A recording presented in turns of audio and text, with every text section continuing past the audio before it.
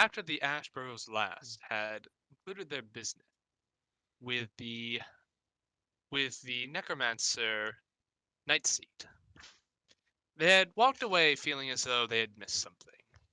Her pleas of innocence, while not 100% convincing on all aspects, still rang to the party in some regards. Deciding to hold a meeting and talk things through, they had concluded that there might be another party interested here. They decided to follow the only lead that they had and follow the twig surveyors, the one, and try to see if they could find one that was acting up, strangely. Upon finding one, they trailed it down and down, down into the lower libraries, where eventually they saw it pass through some sort of secret passageway. Quickly inspecting the surrounding areas, the party was able to find a way to open said passage and entered into what seemed to be a long, abandoned, and forgotten section of the avium. A dusty hallway leading with many rooms leading on either side.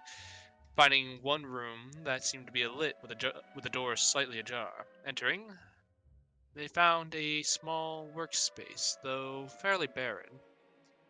But inside that workspace was another door leading to what seemed to be a closet, where they found the where they found, to their surprise, floating in a glass container. Uh, Floating in a glass container is surrounded by a viscous liquid. They saw what seemed to be Mordain Swiftgale, the librarian.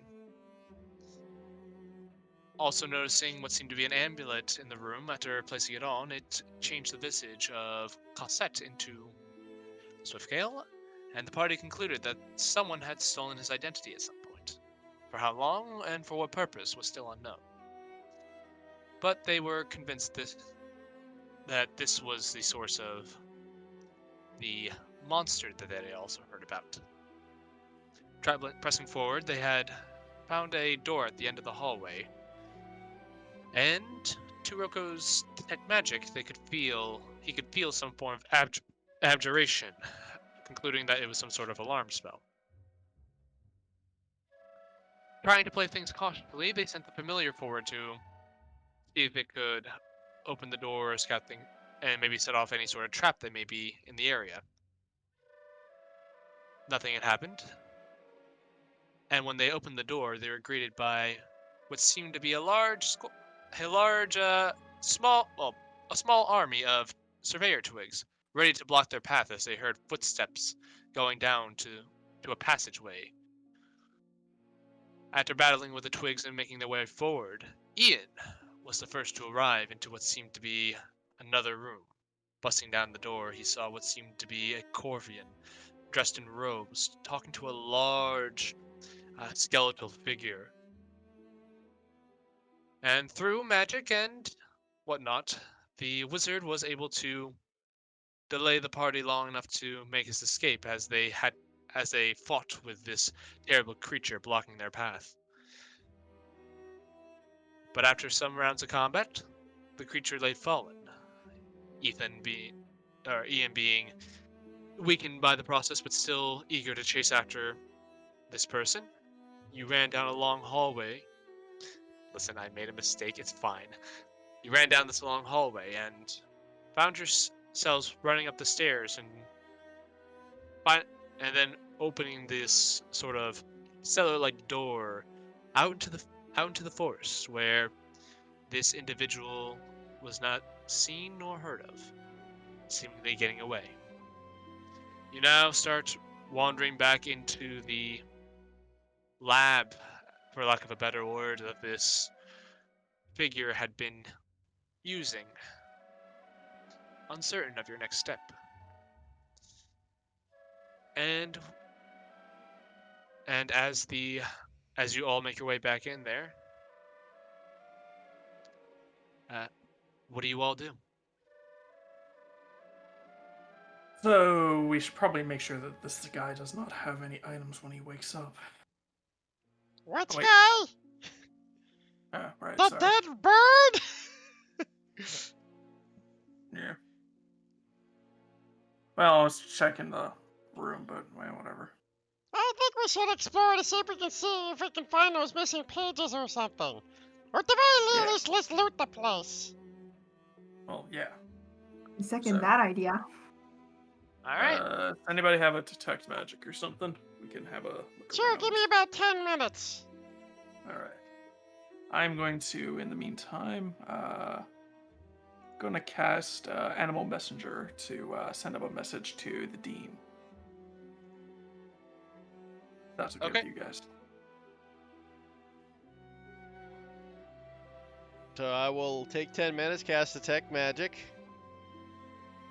Actually, All right. can I, Michael? Quick question. You're ruling. Can I use Lyran's familiar to use Animal Messenger? No, it is not considered an actual beast. Okay. All right, Um, then I'll just find a bug or something. I don't know. So Alright. Or a spell. Yeah. Gonna let you know there's not really any living creature down here besides you guys. But Okay.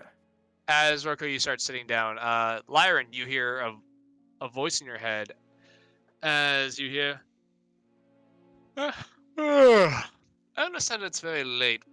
As you hear the dean's voice, he says, "I understand it's very late, but can I understand why I'm getting a reading that that Twiggy was destroyed?" What? We never destroyed Twiggy, Michael. Oh, I thought you Or- used. I thought you broke him. No, I he used cast a necromancer in spell. front of him. Oh, I'm sorry. I thought you broke him for some reason. My bad. Then he would have said why you're casting necromancy. Hmm. I just got and I'll add. I got a message from the council. Yeah. Well, we found your necromancer.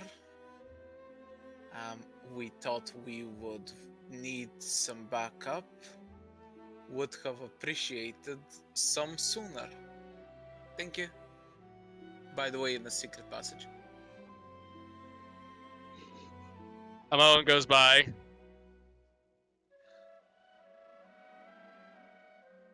Can you explain how to get to this secret passage in less than 25 words?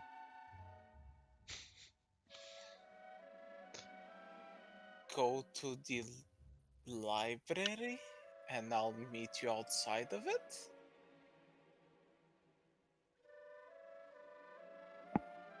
You get another response. All right. And I do so.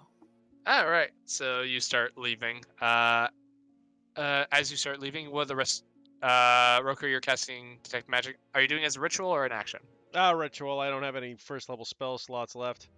So I got Alright. 10 minutes. It's going to take him a while to get to the library and back. Took us a while to get here. Yeah. Hey, What are Hey, the rest? Cosset, you're good at finding things. Sure am.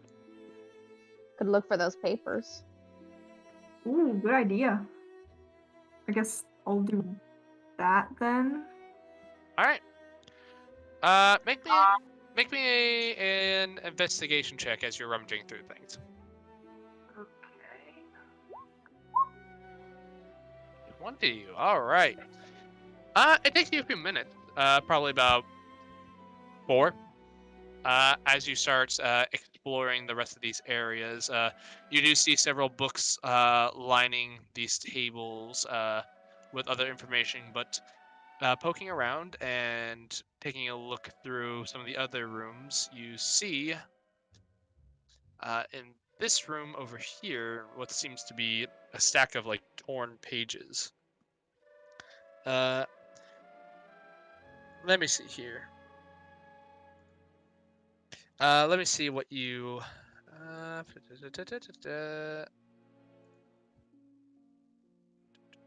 Here we go. One of the pages. a couple of the pages catch your attention as things that you were that makes sense to being passages you had found earlier, but were incomplete because they were not. The page was torn out. One of the passages reads, in regards to the great calamity so long ago. It flared so brightly as it consumed the forest. It turned the burning trees into fuel, gaining power as it devoured them. It left naught but ash in its wake. Ooh, that looks important. As you find another passage on elemental creatures from earlier, you find its continuation here as well, saying, slow such creatures.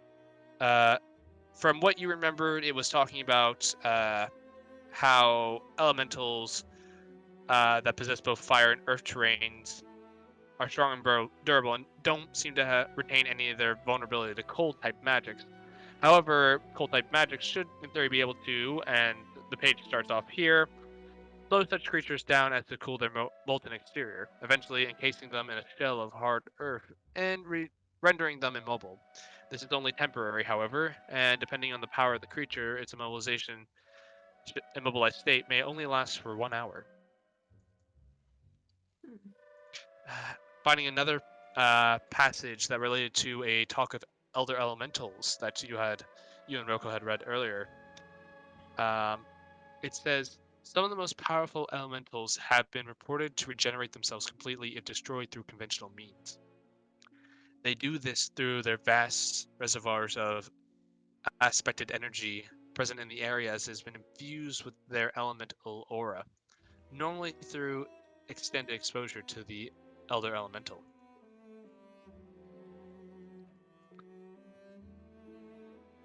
Is that all of them? Yes, but you do also find some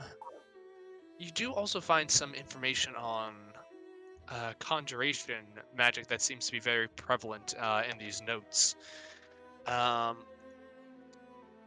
This there seems like you can recognize it being an arcane caster yourself, though not as a studious as someone who makes their life mission to study the arcane. You recognize these as spell formulas of some sort. You're not some sort of seal you can gather, but you're gonna need someone who's a bit more trained in this regard to be able to make sense of it. But Just who to ask. but it does look important, whatever it is. You All also, right. and finally, looking through the drawers, you find what seems to be a journal. Ooh. On the inside of it, you see what seems. You see on kind of like after the front cover, you see a name in it. The name being. Hold on. Let me just make sure I have this right.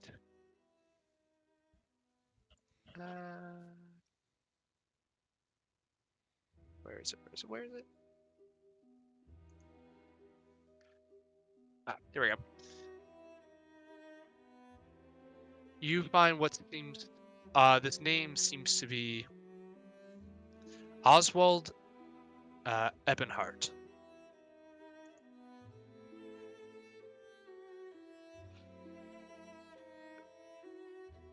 And inside, you see what seems to be this. It's interesting because it definitely looks like this is a journal, like a personal journal of some sort. But it's only written like here and there, like if he ever had time for it. In it, you can see. In it, you can see that the first couple entries are talk about how he has made a mistake and he is trying to fix it. You're looking through it and it's odd because the like you're picking out words here and there, but it's like the ink is shifting and it's hard to focus on it.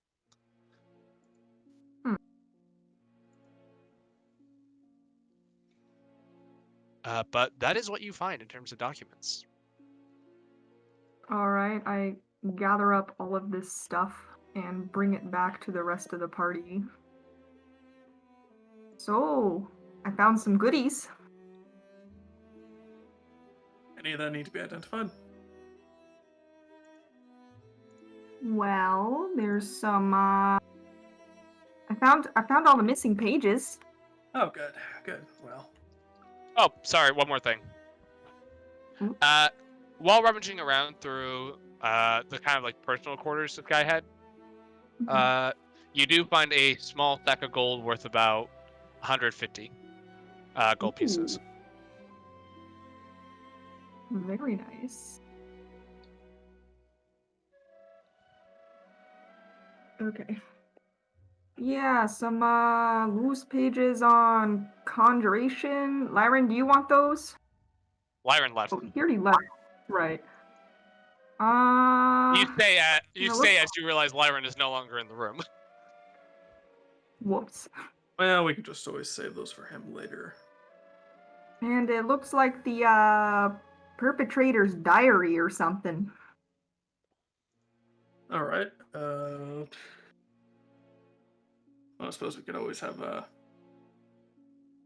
say anything about what the purpose of the stealing the necromancy is about, the Necronomicon. Not really.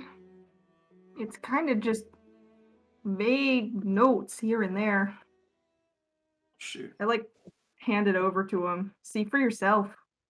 Rufus will just go through the book, see if he'll flip through it, just kind of skimming it. Who did we lose?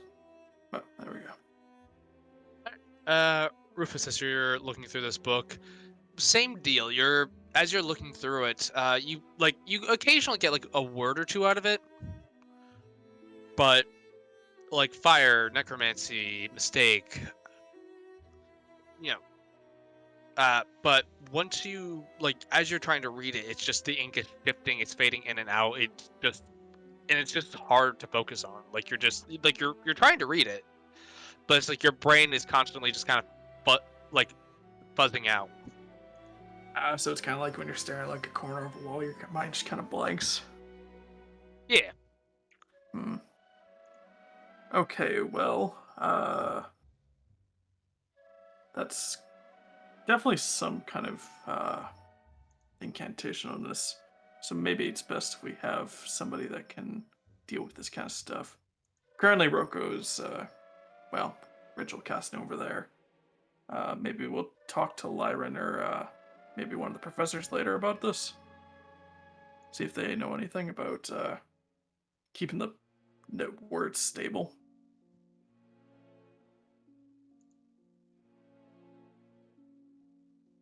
Yeah, that makes sense. All right. Yeah. All right. And Rufus will close the book and hand it back over to Cosset. So we'll hold on to those things for now. It is about at this time, Roko, your spell finishes. Okay. So, in the immediate vicinity, two things catch your attention.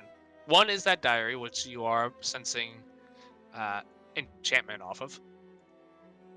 The other is the remains of this skeletal creature, which, whilst the aura of necromancy around it is fading, it still lingers onto these bones as if they've been, to your understanding, they've probably been embedded with necromancy themselves, and fully removing it would be difficult, but you don't think this thing's gonna, get up anytime soon, but you also don't think that, you think someone could probably reanimate this again, if given the enough time and materials. Gotcha. He looks over to Ian. Yo, Ian! No. Oh, what? We may want to smash that thing into little itty bitty pieces. Apparently, it might be able to be reactivated. You had me at smash. And Ian will walk over and start beating this thing's now completely lifeless corpse into nothing but powder. Because that thing reduced me from 40 HP to 21 max HP. Oh, yeah. And before I Ian forget, looks like shit. yes, you look like shit and you feel like shit. So you feel like you haven't slept in days. You feel awful. You feel tired. You feel fatigued. You're not suffering any ill effects as of now, but you are definitely like something's definitely lingering with you. But as you bring up your great ducky maul and you start hammering on this thing, and just bam, bam, bam, as the bones begin to break and crack beneath you, crumbling before you, Roko, that feeling of necromancy does not fade further. It's still within the sort of like these stars of bones, even these like tiny little almost powder like. Look, I'll admit grains. that the bones will stay active. It's just reanimating him from that point is going to be a lot difficult. A lot more difficult is all he was thinking. Well, Hey, fair. There are things called dust skeletons. Uh, That's And the also, that book seems to have magic on it. Ian starts slowly approaching the book with his hammer. Hold on! We don't need to worry about that just yet. I Yet. hand the book over to Roko. Do you want to inspect it? Sure, let me take a peek here. so what was the magic I was getting off it again? enchantment. So this is enchantment. You know what? Let's take care of this in a bit. I want to walk around and see if there's anything else that might be magical in the area. In the next 10 minutes for my thing, I'll just kind of walk around the general spot we were in and upstairs and see if I can find anything.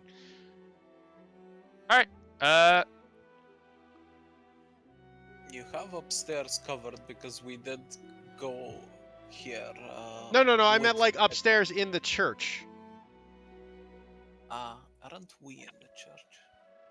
Or not the church, but the student room. But like my spell ended before we started the fight. Fair enough. But yeah, heading up there, you're not. There doesn't seem to be any other magic here at the moment. You're gathering whoever this was, besides maybe a thing here or there, he probably kept most of his equipment on him. Okay, we'll walk back down. Yeah, it seems to be pretty deserted except for that stuff we found. But yeah, let me take a look at that book. And I guess I will cast with identify over the next 10 minutes to identify the book. All right. You do so. So you gather that this is a warded book. Essentially the way it works is that whoever is the one who is writing in it can set some sort of prerequisite before the pages actually reveal what has been written on them. Any attempts to dispel the enchantment on this book will result in whatever was in it being lost. Okay, so if we dispel it, one more time, Michael. Sorry, just so I get that, so I'm perfectly clear with it. So essentially, anyone who writes in this book can set a prerequisite for the security of this book. If the prerequisite is not met, anyone attempting to read the book will be unable to do so. And any attempts to dispel the magic on the book, if the magic is dispelled, will cause the ink in the book to just completely fade, and whatever is in it is lost. So we to read it, we have to have prerequisites, and we can't dispel it. Basically, yes. And Shit. I'm assuming I don't have the identify doesn't tell me any prerequisites possibilities. No. Didn't no, think no, so. no. Where did you say the name on the thing was? It was on like the front page, and Question. out of character. Yes. Is that the guy the Ash Knight mentioned? Yep. I can Indeed. answer that because of my notes. It is. Okay. The name being Oswald Ebenhard. So, the fucking guy we're after is the friend of the Ash Knight. Who now? Do you think he'd know the prerequisite thingy, whatever? The Ash Knight, baby. I mean, Wait, who is the Ash Knight? I beat him up. Well, I mean, I kind of assumed that, but who is Doesn't narrow it Beside- down much. besides beating him up? Whoa, who is this guy? Like a famous adventurer sort. I never heard of him. And apparently his friend went missing, and Actually, Rufus, you can make me a history check. Can I also make a history check? You fought him. Did Ian just forget who he is? Yeah, I never heard of him. I will say Oh. yes, but at disadvantage because you are from a very rural part of the woods. No, I've met him. I just want to know if You I just know know those anything more legends. about him. All you know about him is what you've seen of him and what he's told He's you. a baby back bitch that I beat up. Cool. I'm pretty sure you two were evenly matched, but okay. I won. I won. I will make that Didn't very. have to win. I won. All right then. Excuse me. But anyway. Yeah. But yeah. So you So yeah, as you guys are all downstairs, Lyram, some time has passed as eventually the dean himself has come down to the library, and you can see several parch guards and a couple of arcane guards as he walks up to you and he says, "So sorry for any delay, but may I question for you? Yes. Was Miss Nightseed not the necromancer we were looking for?" According to Roko, partially. She has been studying necromancy, but she's not the necromancer. Well, she's been doing necromancy, but she's not the necromancer. Like, doing necromancy as in not the necromancy she should be doing. Yes, thank you, voice in my head who's not here. Oh, my bad. I mean, you could have. Nice. I mean, you could be with now because you were Cal side. Never mind. Yeah. He looks at you and says, "Oh, this is most troubling. Please lead on." Okay, I opened the door. Yeah, that's a new one. Yes, it's very fascinating. Please, Uh, after me. Just kind of I nods. lead As, them down the corridor. I open the little closet. I just go, this is where he kept your librarian. You might want to retrieve that. We didn't know how. We didn't want to risk it. he looks at this and goes, just seeing Windscale just in this tube, he goes, "Oh. And just kind of like looks like he's processing information. Any of you boys have a hammer? As you can see, one of the perch guard. Surprisingly, it's Mac. With like, Whilst I support the Ian decision making and the barbaric solutions, are we sure? oh no, trust me, I know it. I've understood. I understand what this is. Sort of a best way to put it is, imagine he is a carrot, and he's being kept in an ice box. He's just being preserved at the moment. Kind of in a state of stasis, I suppose is the best way you can put it. Anyway, chop, we got work to do. And you see, Fair enough. as you see this Corvin, who's familiar to you, Mac, comes up and is like, don't worry, boss, I got this right here. Yeah, step back, don't want you to get splashed with whoever this gunk is. Alright, everyone. What is this Gung Dean, by the way? I suppose the best way you could put it is a preservative. Essentially, it's filled with all sorts of nutrients that's very easy for the body to just naturally absorb to the skin. Um, it more or less is enchanted so that anyone who is in encompassed in it will more or less be left in a comatose state. So I do recommend us standing back for a bit. What? Okay. As Mac just slams the mallet into the thing as it gives a as there's just a crack. It's like, nah, that's probably nothing. And just slams it again until eventually the glass container shatters as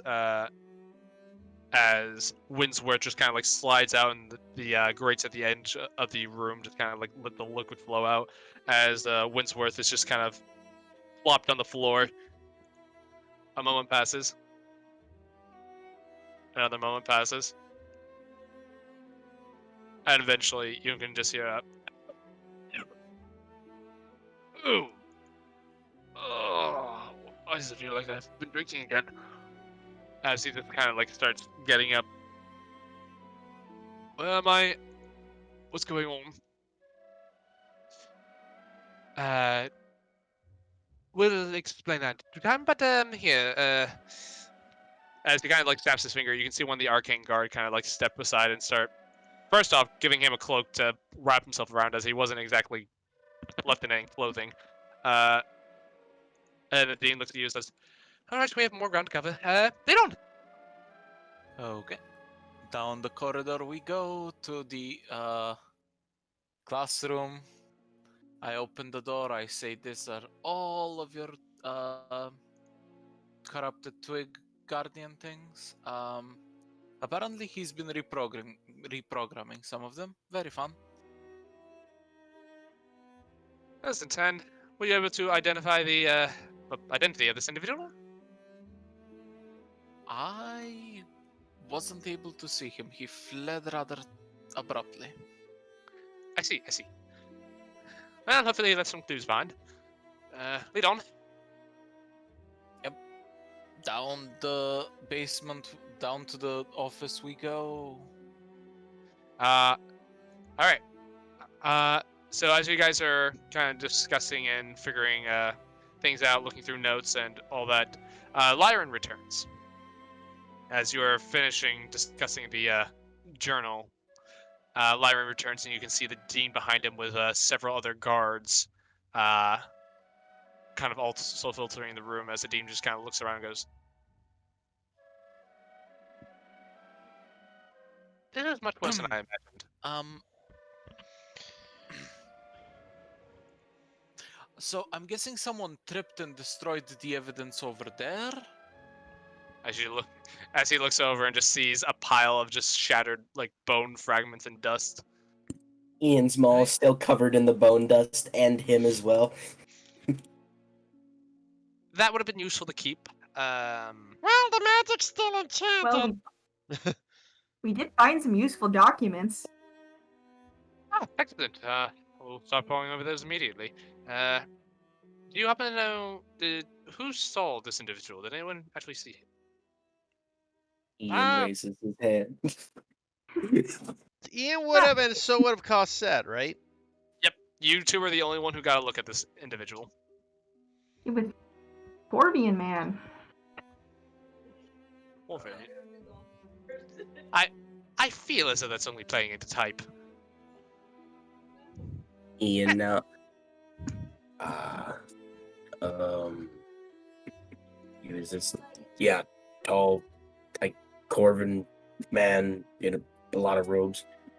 He was apparently friends with the Ash Knight, from what we gathered down here. Oswald, I think his name was. Wait, At least we think. We found his diary. Well, I have notes to write. were you saying something, Laura?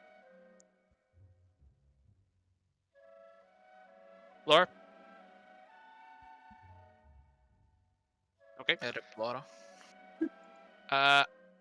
Sorry, what's that? Oh, I thought you were saying something. No, I was talking to Anna. Sorry. Gotcha. As he looks at you, Kasai, he's like, "Did you say Oswald. I did. Oh, sorry. Oswald. Yeah. Look of Well, concern crosses his face. Eppin hurt? Ring Um, any bells? Yes, he's an alumni of the school and a prominent and part of a prominent household in And in Humblewood. And a bitch, apparently. He ran away. I mean, to be fair, if a bunch of people burst into my secret laboratory and did not seem happy with me, I don't think I'd want to stick around either. You have I a still secret reserve the right to laboratory? call him a bitch. I said if I had a secret laboratory. Ah, Insight check if he has a secret laboratory. Make an insight check. 6. Ian, you're not sure. this man Damn. is Dexter. God.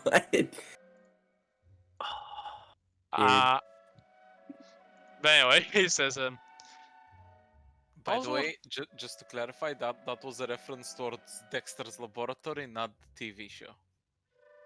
Yeah. Good reference.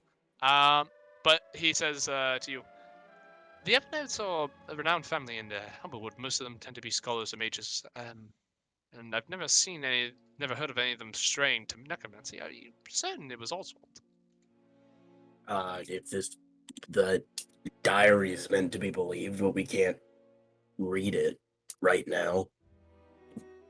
It's got a magic thingy on it.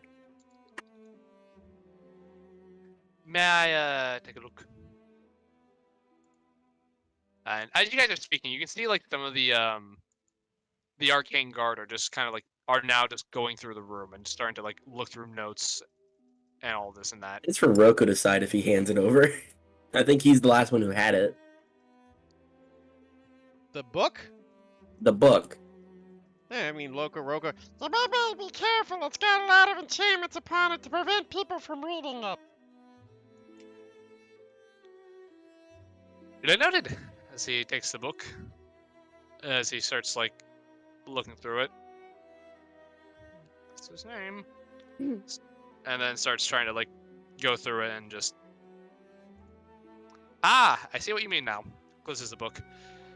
All right then. Ah, okay.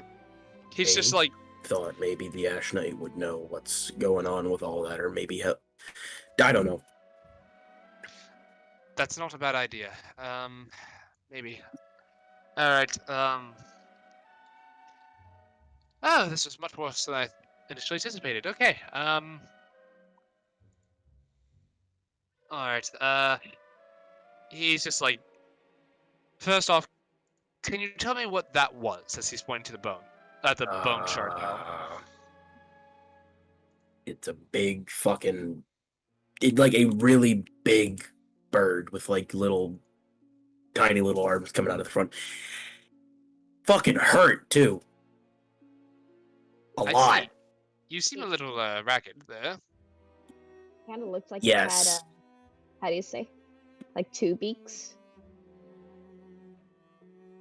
Yeah. I'm not familiar with a creature like that. No, like it was like 2 skulls just like pasted together up and down, if I'm remembering right. Yeah, you are remembering right. It just Lost says project. It was really real messed up. Kind of neat though. yes. I suppose as he's just kind of looking at those at the remains of this creature, he says all right. And you can see like he's like rubbing his eyes, and it's just like you can tell he's tired, but also like he was not expecting this. He was. You can kind of tell. It's not hard to tell that he was really hoping It's like that. those moments in the morning when your parents burst into your room to tell you something, but you're like half asleep. Kind of, but also like he was really hoping that this, like his problems were over. That a teacher practicing necromancy was the worst of his problems. Yeah, not even close. Ah, that's where you're wrong, kiddo. All right.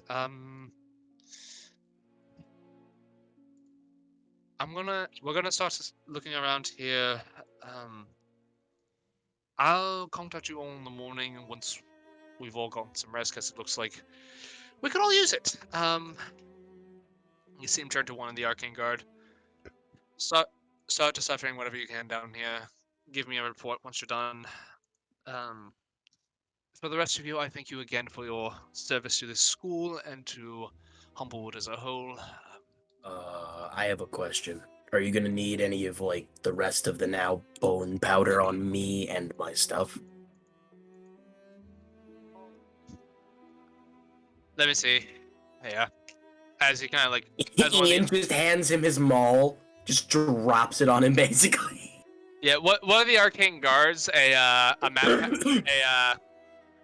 Gallus gentleman comes up, or actually, you know what? Mac comes up. He's like, Yeah. "Hey, boss, it's good to see you guys again. I see you guys had an adventure without me. Yeah. You'd be amazed. Would have loved to been there for it. We could have used you, pal. You would have Oh, I been. would. In our defense, Matt, we tried getting you here as quickly as possible. Oh, well, I appreciate that. You Like, did. well, I assumed you did. You could always use more ripping muscles to help you out. Like, I ain't the smartest book in the, library, but you know On a what? scale of 1 to 10, how built is Mac? He is. Ethan, you feel like this is a Ethan. man. Damn it! Why do I keep saying Ethan? Every time you call Ian Ethan, you owe me a nickel.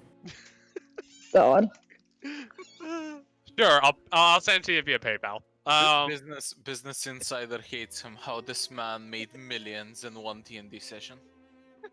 God. Anyway, Ian, this is a man comparable. Like, he's not as tall as you, but like, if you were to get into an arm wrestling competition, you feel like you'd probably win just because it's you. But like, oh, it might be tough though.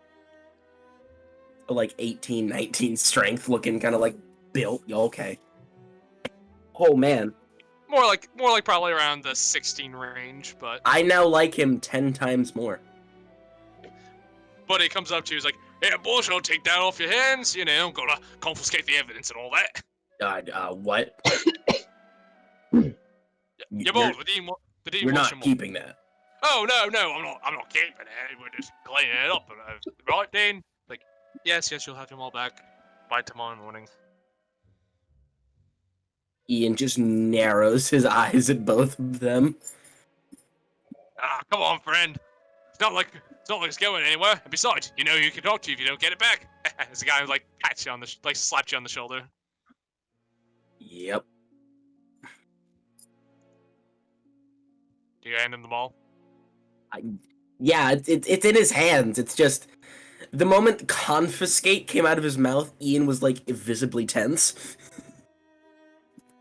So you give your maul over to him. He's like, "Ooh, got some hit to that. I like it." As he like flings it over his shoulder. And then you can see this map patch come up to you, kind of wearing these like robes with this sort of like breastplate over it. And it says, as far as the dust on your legs and all that, give me a minute.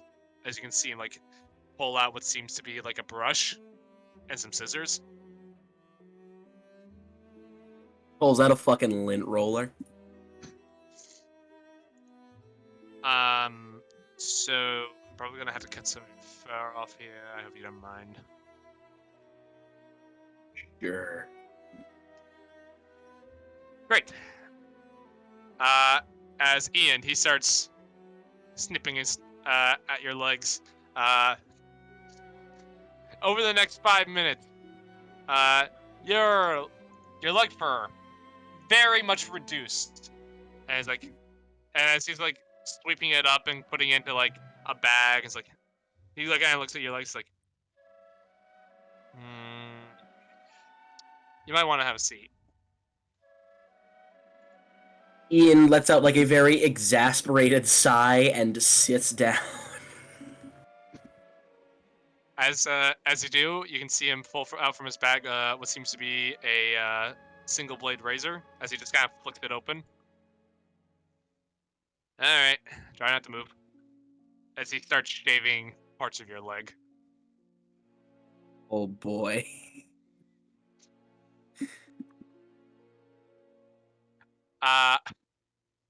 Eventually, after about 10 minutes, Ian, there is a draft in here you did not notice earlier, as probably about like from your hoof to about halfway up your shin has been shaved. Yeah. Ian Holy just shit. stands up and feels like, oh, that is uncomfortable. So sorry, have to make sure I get everything. As he's Oh like no, sweeping it you're up. fine. Oh boy. I feel like in some other bizarre world where hair was, a bad thing, I would make a comment right now, but I don't think we're in that world, so I'm good. Yeah, no, we're good.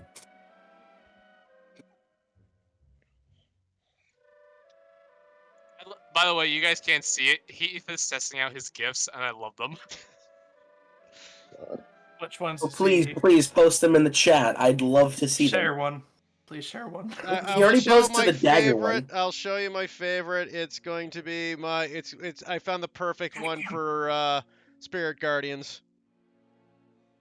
Oh boy, here we go. I like your crossbow one. Oh my god.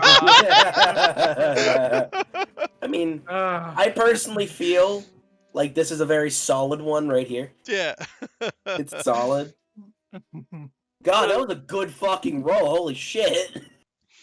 Anyway, you guys, as you guys are kind of like telling the dean more in detail what happened, eventually he just tells you, he's like, okay, we're gonna let the arcane god sort of start looking through this, and I'll talk to you tomorrow morning. By the way, could you explain to the council what just happened in your own words, since you kind of want to keep this down low so that I don't have to? Because I am terrible at lying. He pauses for a moment, and you know what? For sake of it, Lyran, make me an insight check. Inside check. Is he also terrible at lying? I think it's more that this is early in the morning. He doesn't have his guard up. As soon as you mention the council, you just kind of recognize the look of, fuck. As he realizes he now has to make a report on this to the council, and that's never a fun thing to do, especially with an incident like this. It's I paperwork. mean, if you really don't want to talk about it, I can Oh, no. give you a way out. Go on. I mean, I'm kind of writing this for the council either way. I hand him like a loose, hey, can I get permission to use not feeble mind, what was the spell called? Ray of Enfeeblement. Thank you. Ray of Enfeeblement for the fire elemental, because very strong. I really don't want to deal with that. It's essentially a loose note, and I tell him, you can't just say that under your supervision I was practicing this, in case it gets approved. I like that. But as much as I don't want to, I also have to give this I also have to let them know what happened. Yeah. I do appreciate the offer, though. I do appreciate the offer. Saying that, I would like to send a note to not the avium. I forgot the Alderheart. capital's name. Thank you. Alderheart.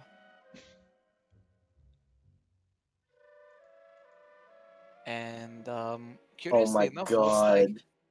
whilst I grew up here, Dean, I never actually needed to send notes anywhere. Yes, no worry about that. I'll take care of that. I'll let them know that you're practicing that spell under my supervision. Thank you. Kind of gives a nod. It's like, no, thank you. This is a major necromantic bust, and I'd hate to think what would happen if this individual continue his research here. God's help me. All right. Well, I think we should get off to bed. I'll speak to you tomorrow morning. Sounds good, Mac. Good night, Dean. Wait, I wasn't the one to say anything. Don't worry about it.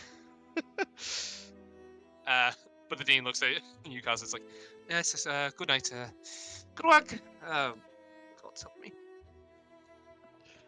No one can help you now. No, I don't think anyone can. But with Sicklium, may try.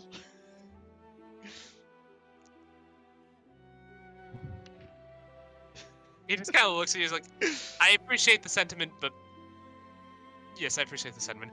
Good night. As he just like starts walking, back up the stairs, just rubbing his temples, going, "Oh God!" Like you just, it's very clear he's in the mindset of like, "Oh God, crap, God damn, son of a bitch."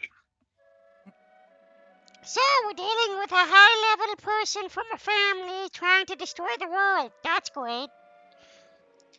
I kind of took a glimpse at that book. I don't think he's trying to destroy the world. I think he done goofed and is like shambling to repair what he done goofed about. Right, so he damn goofed, so he created an undead monstrosity chicken beast with 4 eyes. I mean, that's one way to stop the fire elemental. Look, Ian smashed that thing to bits. How the hell would it stop a fire elemental? Well, he did have more than one skull. But you think he was gonna build an army of these things to go fight the fire the elemental of fire? Based on limited evidence. Yes? Well, his dumb goof could have been better to just tell us what was happening. If he wanted to destroy the world, instead of keeping those pages, and I gestured at the ones we found, he could have just burned them. He doesn't need them if he wants to destroy the world. Yes, but why rip him out of the book in the first place? To cover his mistakes. He fucked up somehow, maybe unleashed that on everyone, and now he's trying to fix it himself without, making him or his family look bad. Well, he goofed that one up for sure. Oh, yeah. I mean, I'm the person that went to the council and went, I study necromancy. So what you're saying is necromancers don't exactly have the best track record for good decision making. I hate that you're right, but yes.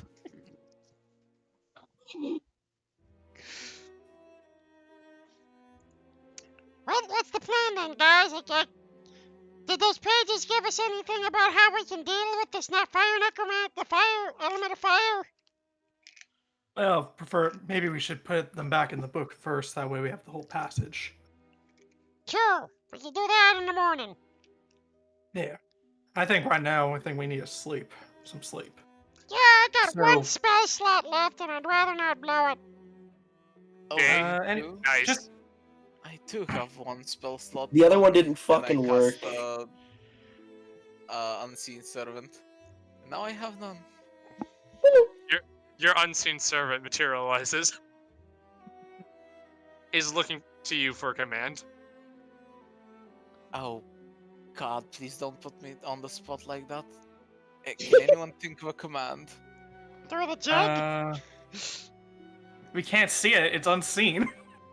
Do the jig, and he starts doing that. Tap, Yep. tap, tap. Yep. you guys just see, well, nothing. We hear it, Yeah. You hear it. We just see little on the dirt ground. We just see little marks of its feet just moving. Yep. He starts fucking river dancing and. Yeah, you guys just hear tapping, just Tapping on the windowsill. Nevermore. God. Could be a really funny prank. I will keep this one in mind, and moving on. Let's head up back to our rooms and sleep. We better keep those pages in a secure place, though. Hmm. I got the bag of holding. You want to put it in there? Yeah, probably for the best right now. Okay. just- Yeah. Out of curiosity, what did you guys get a bag of holding? Oh, we got that like back at town. We bought it, didn't we? Yeah. Yeah. Okay, never mind. I remember now. Yeah. I was like, I thought Lyron took it. Not Lyron. Damn it. Wainwright. I mean, Jordan. Well, he Jordan had took our other his bag of holding. toolbox of holding thing, yeah, but we bought one when he left. Rocco bought one. Okay. Because, he needs Now we something to can- keep all his stuff in. Yeah, he needs to store even more junk now. I just gotta love it when someone steals his bag of holding and turns it upside down and just buried by a mound of trash. Hmm. It's great. You thought you were stealing valuable loot from adventurers. What you got was your local trash man's like daily thing. Dude, that could be a combat maneuver if you're really, really swamped. Just like turn it inside out and hide in the pile of trash. So, like, Heath, please tell me that the bag of holding is just like a trash bag or something. The trash bag of holding. I mean, I bought it. It's not like Rocco made it, unfortunately. Yes, Yeah, please. unfortunately, is a normal bag of holding. I vote for it Well, to be a and- trash bag of holding. I mean, that's what we call it, but... Listen, if you want to talk to someone about making it into an actual trash bag, I'm not gonna, that's a thing you can pursue. Not sure it's the thing you really need to focus on at the moment, but So I guess we go back to our rooms, put the pages in the bag, and unless something Fucking else... sleep. Yeah, get a long sleep so we can all revive. all right. As you guys drift off into sleep, some of you find sleep to come easy as normal. Others of you horrified by what you've seen, and you, Ian, feeling so much of your vitality sapped from your being, finding rest feels so good. Eventually, throughout the night, you do get a long rest. Ian, your hit point maximum is returned to normal. Oh, thank fucking God. With the way you were describing that, I thought for a minute you were about to say, you don't get your hit points back. Like, that would have been brutal. Oh, listen, I would not do that to you. Like, at this low of a level, no, I would not do that to you. Like, yes, the barbarian has the lowest health total in the party. Don't call me out like this. I did that to a player. Listen, I would do it to you. I would do it to you if the effect was supposed to be permanent, but it's not. So you're good. But I try to avoid doing that to a party until they've gotten at least a few connections or could reasonably hire someone to do it. It may be a trek or a journey, but it's not something I would anticipate lasts for the rest of the adventure. You guys now. Another good one, Jay. I will say, even though you technically have not finished chapter 4, you may now level up. Hey. Sweet.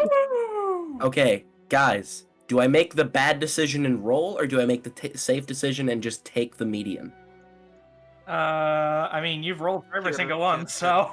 No, I didn't roll for the last one. Here, Ah. Jay, take my hand and let's go on an adventure. This is level 5, right? Yeah. Yep, Should have level took the 5. average. Yeah. No, I didn't I get the took the average. average I got a this time. 4 I said on a should have D12. took the average, yeah. Guys, why do I do this to myself? Every time, I swear, I'll say it every time. It's like, no, I'm never gonna roll again. I'm never gonna roll again. Come for a level up. I'm gonna roll. Like, I have had so many diminishing returns on rolling. It's not even funny. I have 47 HP. That hurts. Shit, I feel so bad for you. I have 50 right now. Dude, okay, I'm a I have barbarian. 52. I effectively have like 90, but still. It's Yeah. just. And then I had my friend fucking Mason on Fridays, rolling nothing but 12s on his fucking hit die with a +4 con mod. At level 15, he's got like 250 health or something crazy. For the hell, I leveled him up to level 5, roll for all of his HP. He's now sitting at, I think, 76. What level? Hey, just curious, 76. Heath, what's your prepared spells for your new cleric, for knowledge cleric? I gotta check still. Yeah.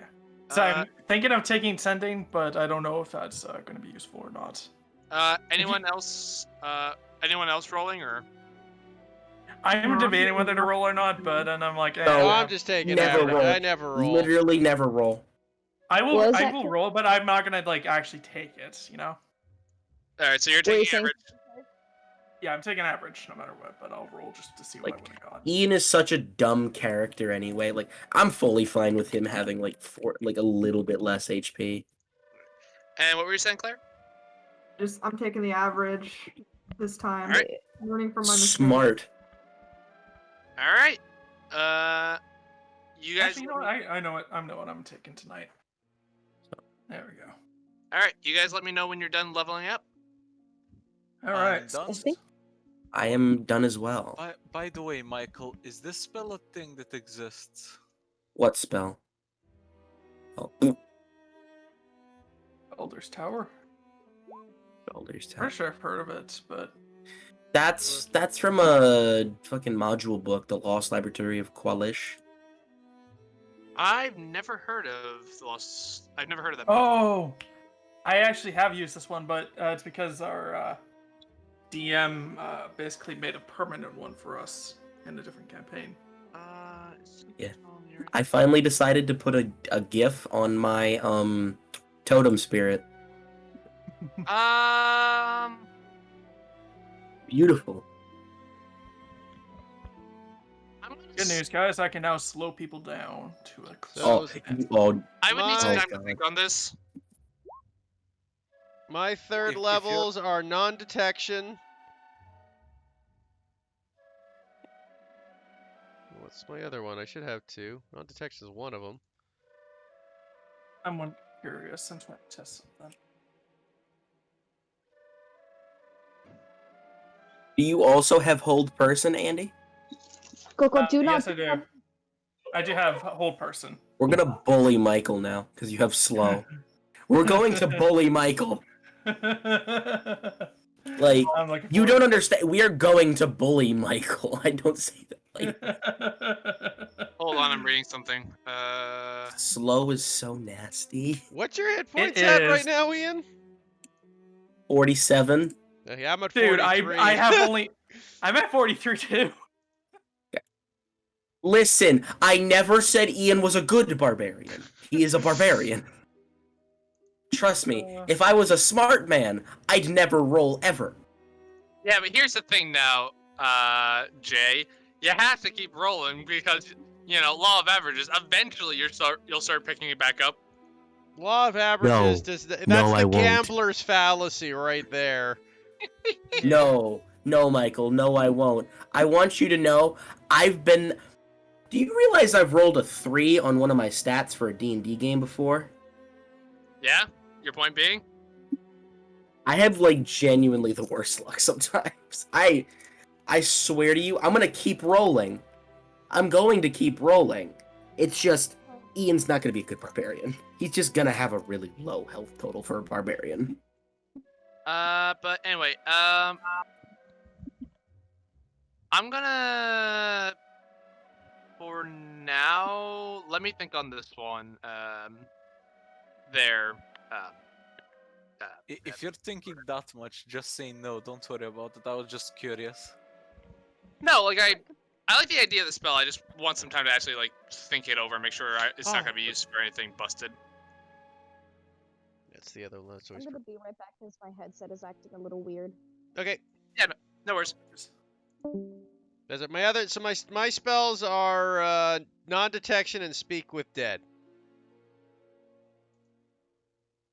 You have non-detection as a domain spell? Yep. What the fuck is knowledge cleric? What? What's the other spell? Non-detection. What? Speak with dead. Okay, well, That's- speak with dead. Speak with dead kind of makes sense because you can learn from What? dead No, creatures, but non-detection. Non-detection.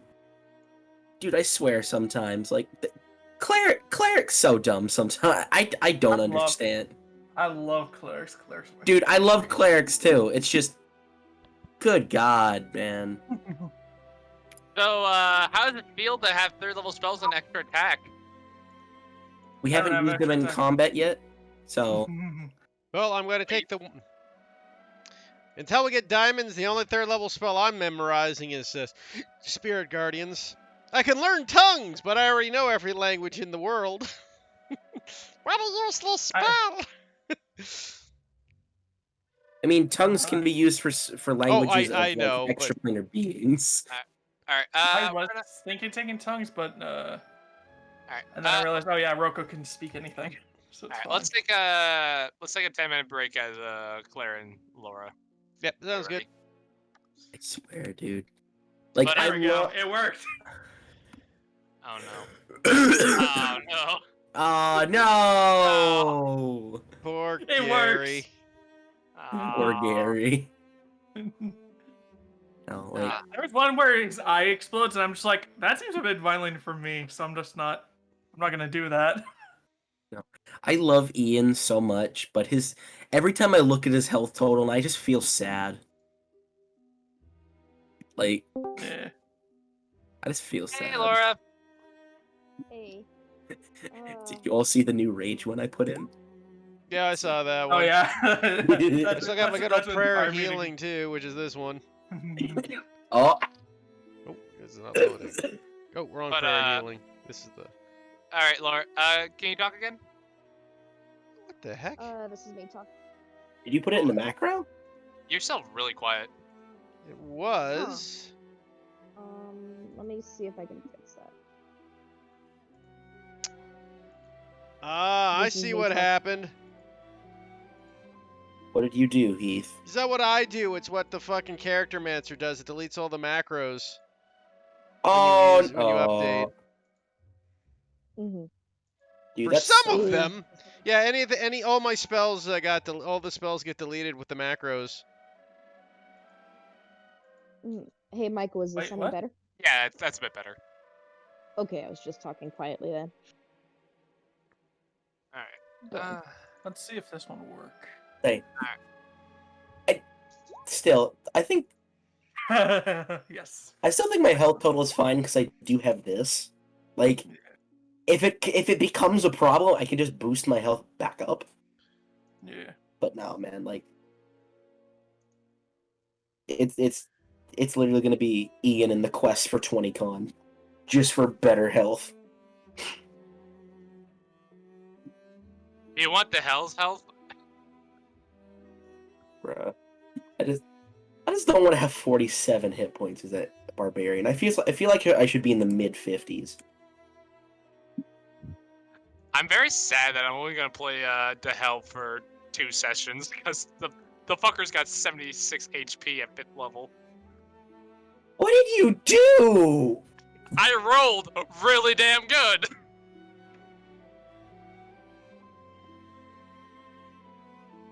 Damn. Oh, is this for the hell? Yeah. Yeah, the hell. God. Well, first level you take max. 2nd level I rolled a 12. 3rd level I rolled an 11.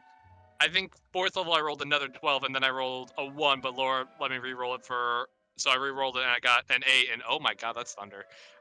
Anyway, so yeah, he has a +4 con modifier. The dude is stacked.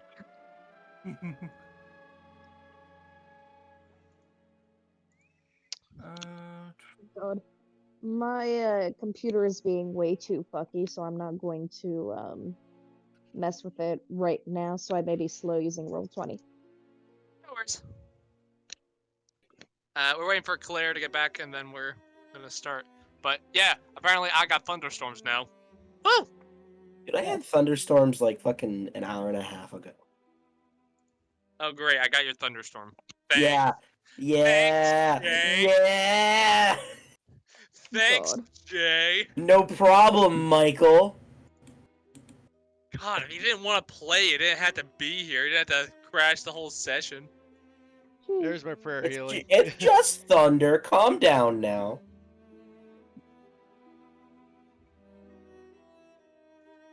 Luckily, I can just copy the image links from the frickin' GIFs I already have, so I don't have to re-find them all. God. But guys, level 5! Woo! Whee! Proficiency bonus increase. Dude, let's be fair. No one's ever excited about the proficiency bonus increase. I am always excited for that. You Unless kidding you're me? playing like a specific thing. Like you're You playing a kidding me? skill. If you're playing a skill monkey, that shit is like Christmas come early. Which one? I was about to say expertise. Go brrr. Yeah. But nah. I always care about dem 3rd level spells or dem fucking extra tech because I firmly believe 5 to 10 are like the best levels in D&D. They're super fun. Hey guys, what do you think of my new gift for hold person? Stop right there, criminal scum. Andy, I Violator. love you, but I also hate you.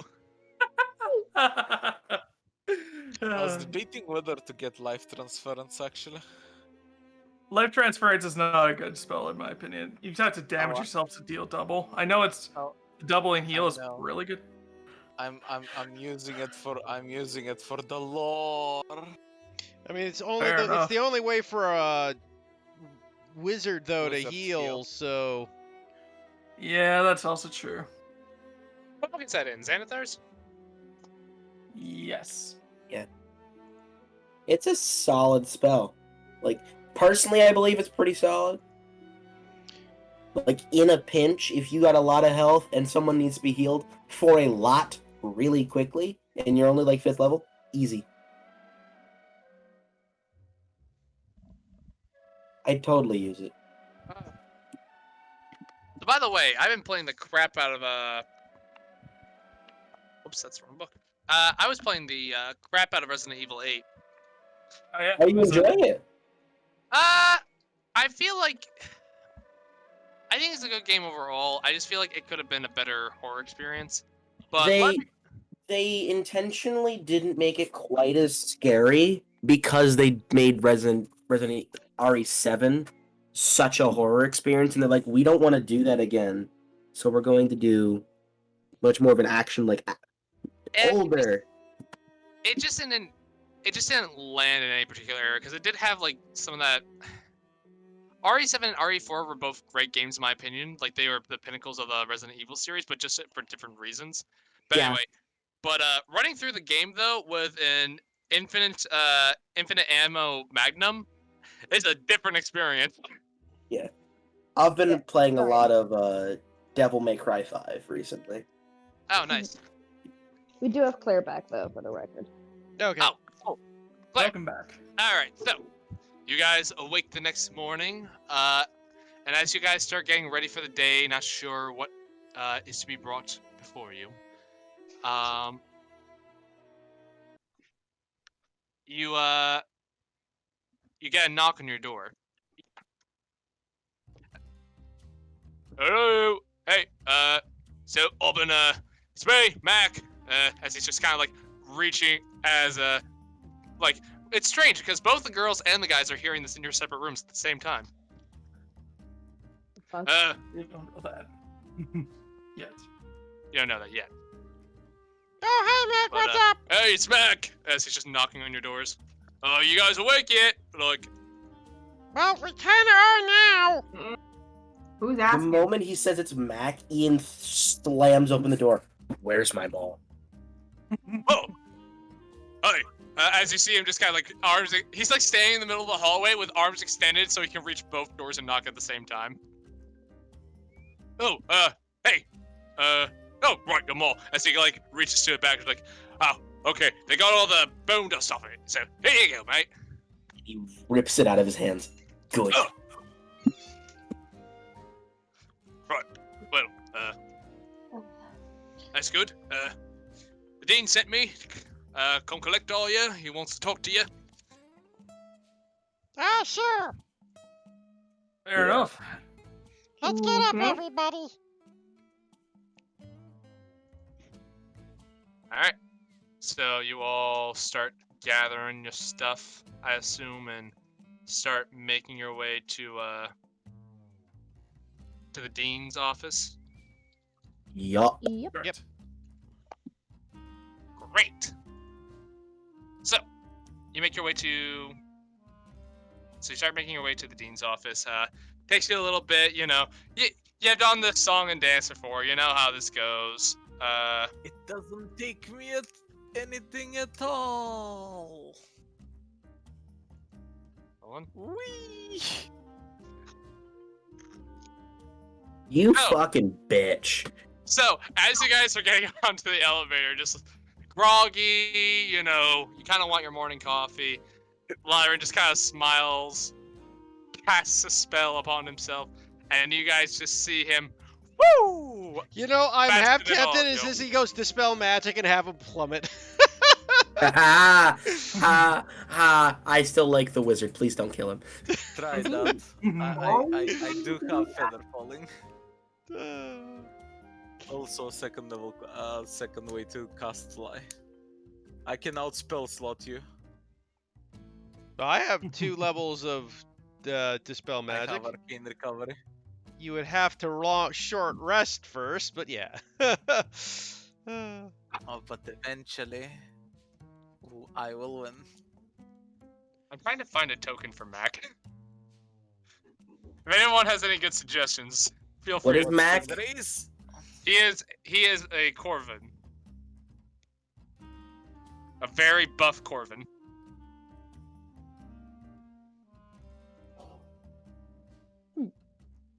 Very.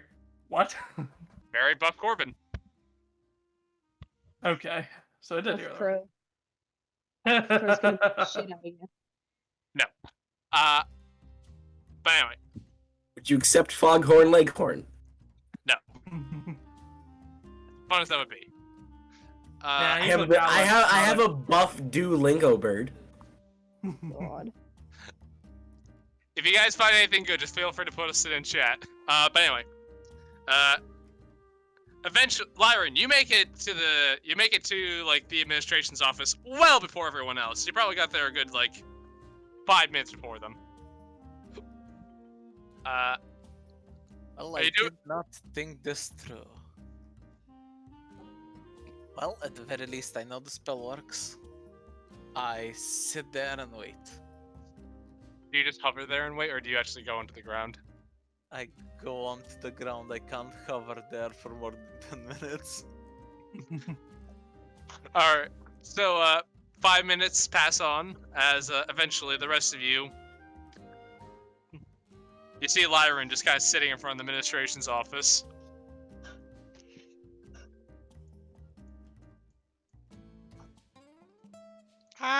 Okay.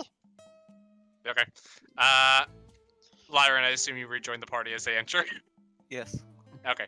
Max kind of leads away. He's like, "Oh, give me 1 second." As he goes up to the door and just, "Excuse me, Mr. Dean. They're here for you. People you asked me to get. It's Mac, by the way, just in case you forgot, you know." He's like, yes, come in. It's like, right, as he opens the door for all of you. I assume you all Yeah, we entered. I assume you all, okay. You all enter, and Mac enters and closes the door behind him. The Dean looks at all of you. He looks tired. It does not take a trained eye to see that. It looks like he's probably been up most of the night. First off, I want to say thank you all for your hard work over the last few days. I know you've been rather busy with researching this aspect of fire that you were sent here for. I do appreciate the work you're doing. I also do like to again say thank you again for looking into my personal matter. Did not think it'd end this way, but so it goes. No worries. Well, glad we got the right person this time instead of making a huge mistake. Oh, we didn't make a mistake. According to Roko, she does own one of the books. Both are illegal. Yes. I will have to find a new teacher for Necromancy 101. Well, if you don't get arrested, would you want the position? You seem versed in the subject. As he turns to you, Lyron. I mean, I nod. I have theoretically already accepted the position. Wee. The substitute teacher, but that's neither here nor there.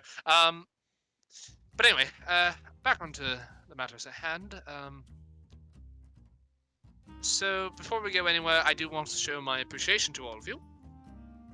As he goes to a drawer, he pulls out a few things. He pulls out two things, or technically three. One is this silver ring, what seems to have this sort of like amethyst jewel in it, and he puts it on the table in front of him. And he says, "This is a ring of spell storing. It allows one to, well, as the name suggests, store a spell in this ring. Should you expend the spell slot of the appropriate level to put a spell into this ring, you'll be able to, whoever wears the ring will be able to cast the spell as if the person who initially cast it into the ring cast it. For sake of simplicity, as I'm going to now show this to all of you.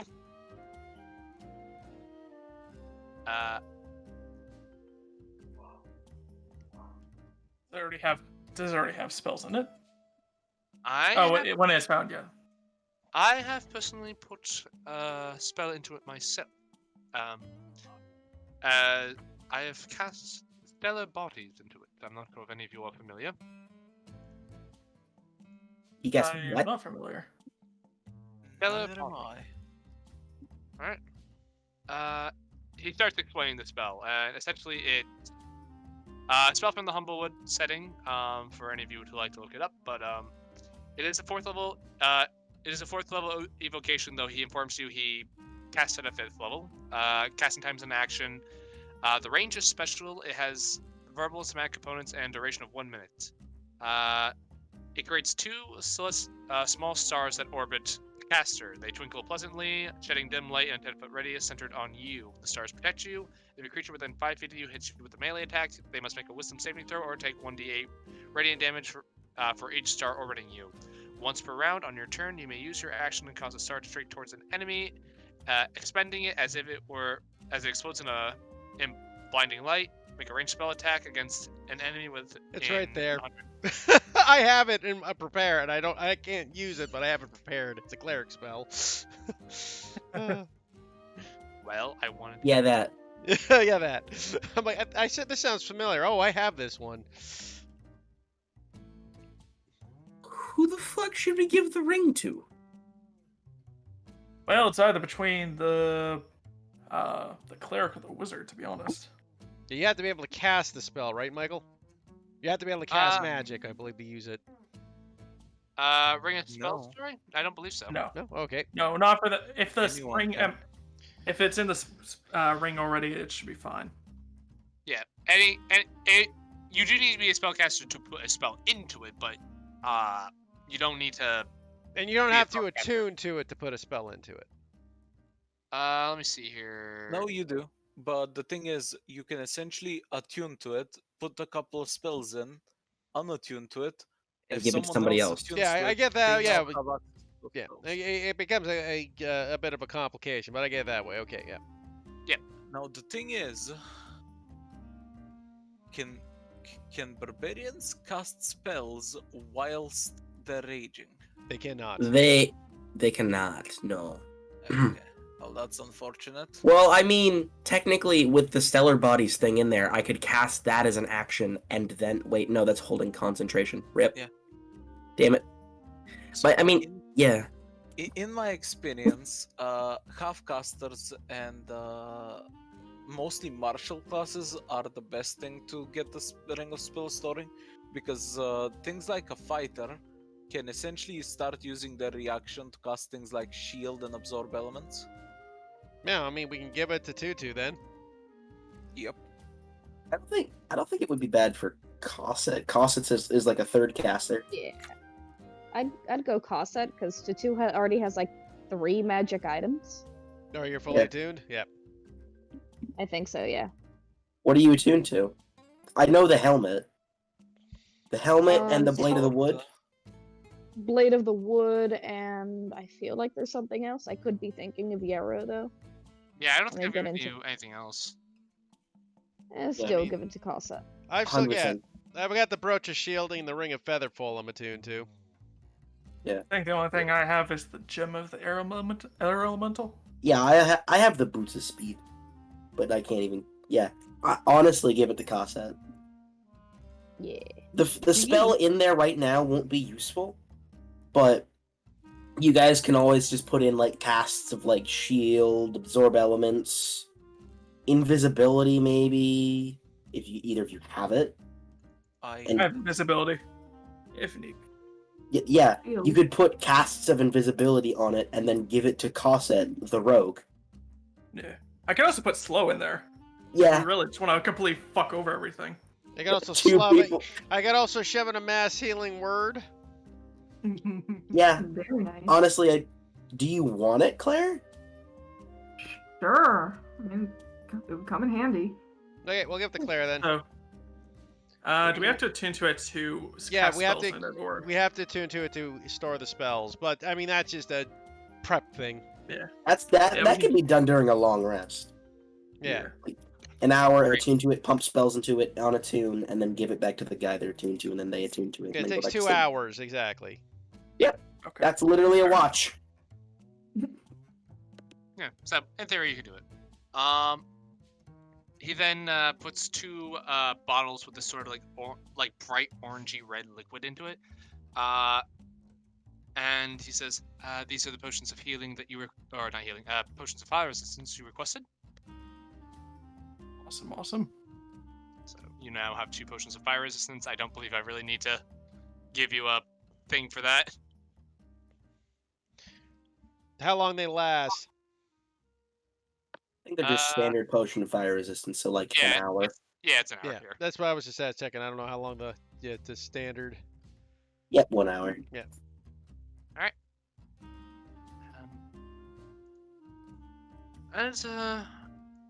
As for one other thing, he pulls out what seems to be a. He seems to pull out what seems to be a amulet, emblazoned with the Avium's crest on it. It seems ornate, kind of a bit better than the guest one that you guys were given. As he puts it on the table and he says, "This amulet specifically has faculty level access to the campus's resources. Should they be of use to you, I am trusting that you will not abuse them in any manner." Stares at Lyra. Why? I have yet to do anything wrong. And I have noted that, and I have let the council know that. Thank you. But why am I always being accused of things? It was a joke. I did not appreciate it. Now, there is something also special about that amulet, as well as giving you access to faculty level facilities. The campus, yeah, Matt, if you wouldn't mind stepping out of the room for this. As Matt goes, "Oh, right, yeah, cool thing, boss man, don't need to be here for everything, I suppose. Just about my pay grade." It's just kind of like, you Oh my gotta, god. he wants to stay, but Ian just say that out- quietly nudges him out of the room. right, I'm going. What were you saying, Tutu? Tutu just goes, "Oh my god, would you just go?" Yeah, okay, as he just leaves the room. Okay, you didn't need to hurt his feelings. Jesus, man. Yeah, rough, Tutu, rough. Wait. Long squint at this entire group of sociopaths and other such going, wow, that was rough. Ian didn't say that in character. Ian has said nothing. Okay, valid. Yes. Sometimes I just want to be a little mean. Sometimes it's fun to be And a little that's mean. fine, but Mac's cool. God. That amulet does have one other property that you may find useful. As once Mac leaves the room, the dean stands up and you can see him go over to a torch sconce and he pulls on it. And behind him you can see a bookshelf move as it's just a. If you'll follow me. Yeah, no worries. I wonder if So- we're gonna find another necromancer back there. I assure you, not this time. As he starts walking down the stairs. Don't you believe it? And as you guys start following him, you can see him snap his fingers, and you can just see the stairway leading down. Sconces. That is Mac. Thank you. You're welcome. I want to give him an excuse to follow you guys on your quest now. Ian. Who's gonna bully him if you do that? Michael, Really want him to just be- so you are aware, there are sidekick rules in Tasha's. We'll get to that in a minute. But as he snaps his finger, the wall sconces leading downward just alight with flame. And as you guys travel further and further downwards, you enter what seems to be this. You enter into what seems to be a small hall. At the end of it seems to be this large iron door. As he turns this big sort of like wheel on it, like this crank wheel, and pushes it open. It's a heavy door, but when he opens it, you can see what seems to be this sort of like circular chamber with a few different doors in it, and on the floor you can see what seems to be these sort of like arcane circles and sketching and runes on it. Lyran, you would immediately recognize this as a teleportation circle. There is only one really known in Humblewood, and that is the teleportation circle in Elderheart. And he looks at you all and says, this is the Avium's teleportation circle. Not many are privy to even knowing its existence. Ah, good to know. Yeah, so we probably won't have to travel all the way back through the woods. That's nice. If you're trying to return here, then no.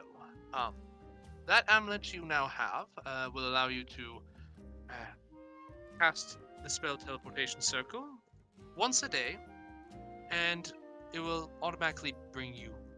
The circle that it can bring you to is only this one. However, I'm sure that will be of use to you. Gotcha, we given gotta your get the hell out of Dodge card. More or less. Do keep in mind that spell does take a little time to cast, but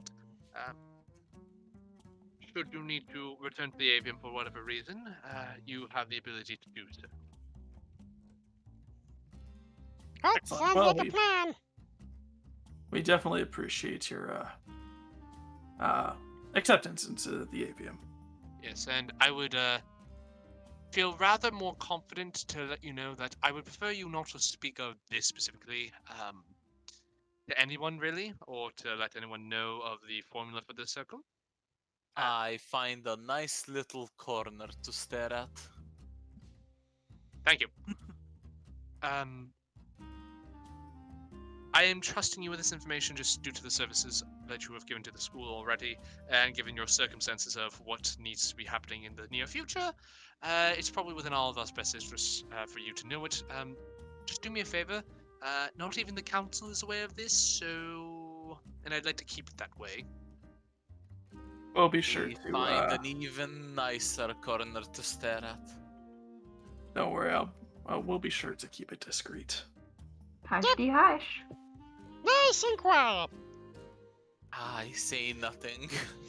Oh, speaking of which, speaking of being quiet about things, Rufus pulls out the pamphlet and hands back to the dean, the one with all the names on it. Probably want to burn that. Yes. Thank you. Your discussion is appreciated. All right. Well, that wrapped up. Let's go back to my office. We have a few more. I raise a finger and then I think better of it. I put it down. Did you want to say something, Lyman? No? Maybe? No? And we're in a safe space now. So if you want to do it, now's a good time. I look at Rufus, I just go, no? I mean, as long as it... Whisper in my ear and then I'll tell you. If you should or not. No? Okay. Then no. All right. As you all are ushered back upstairs. Baby's first lie of a mission. I am so proud of myself. Good job. Right. By the end of the campaign, you somehow develop expertise in deception. He's an even better liar than Rocco or Don't tempt me like that, Michael. I have a 14 in charisma. I can make this happen. By the way, I Hey, just have to point out Go I on. got a spell that's going to make things more fun for us there, Jordan. Oh, really? This is a Elaborate. Humblewood spell. It basically gives me the wizard's ability to to roll 2 20s and take the numbers. Oh no, sorry, Heath. I think I told you at the beginning I was banning that spell. I'm not sure if you remembered. Maybe I missed it. Yeah, I was considering that's the main feature of the divination wizard. It kind of I didn't want to take that away. Fair enough. I mean, Sorry. if you think about it, the divination wizard then would just have 4 separate dice to work with. Yeah, which is a thing. Broken. Yeah. So I will. I'm gonna say no to that one. Sorry. But you guys are ushered in back upstairs. The dean closes the door and says, "Mac, if you would like to come in now." As Mac opens the door, he's like, "Right. Hope I missed too much. Anything exciting?" No, not really. I raise a finger again. I drop the finger again.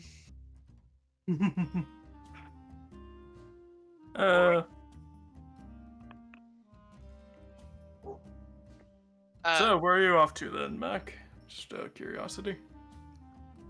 Down here, as long as I'm ordered to, no, can't really go anywhere unless I've been given the order. And the dean just kind of thinks on that for a second. It's like, noted. Anyway, to the rest of you. So, given what's happened last night, we are currently decoding his notes, and over the last couple of hours, we've made a little headway. Apparently, that creature that you thought was referred to as a hobble, right?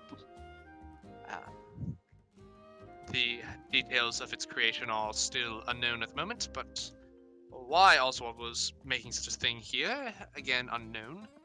Oh, can you mention that to, and I say the name of the person that was on the council? Sure, if you're so inclined. Long story short, he was somewhat interested in it. Kind of cocked my eyebrows, like, I'll be sure to pass it along. But anyway, More importantly, though, it seems like he's absconded with some research material that can give us a better indicator of what exactly he was doing here in the first place. I don't. It seems whatever he was doing here has some connection to what brought you here initially to begin with. So I'm surmising it's most likely within your best interest to find him and figure out what he's been up to and what he knows. I've already been speaking with some of my top faculty members, some of the top teachers here, and we're going to do our best to see if we can't give you a lead on where he might be going. Whatever, if you find him, I would implore you to bring him back here alive. To help with this, as he reaches into the drawer and pulls out one more thing, you see what seems to be these two silver, bracers. Once you've subdued him, put these on him. They'll suppress. Familiar with these? You are very familiar with these. There's no chains on these ones, but the dean says these will suppress any of his magical abilities, so that he may not try to escape you via magic. Once they lock into place, you'll need to use a specific key, and he kind of holds up this keys and also puts it on the table to unlock them. Great, so take him alive, clap him an ounce, bring him back. More or less. We'll need to... I know not the extent of what's going on with everything happening in Swartgrove, but based on the material we've looked into so far, it's not good. That makes sense. Well, what are we at? So we gotta go find him. Yes, before we go, I've got two things. One, he seemed very... We found notes on conjuration. He seemed to also be studying that along with necromancy to a good extent. Do you happen to know what that may be for?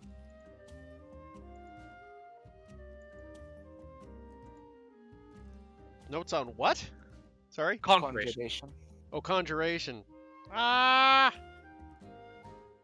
Do we? I can't remember. Oh, working theory is that he messed up something in the past and is attempting to fix it. I'm assuming that it's fire elemental related because of the conjuration thing. he may have made the aspect of fire come to life. We're not sure. I see. We've been looking through some of his research materials as he kind of puts a book on the table and is like, we're struggling to, at the moment, make decipher it. It looks like some of the information's missing. But it seems as though he was doing some sort of calculations, but we're not entirely certain for what.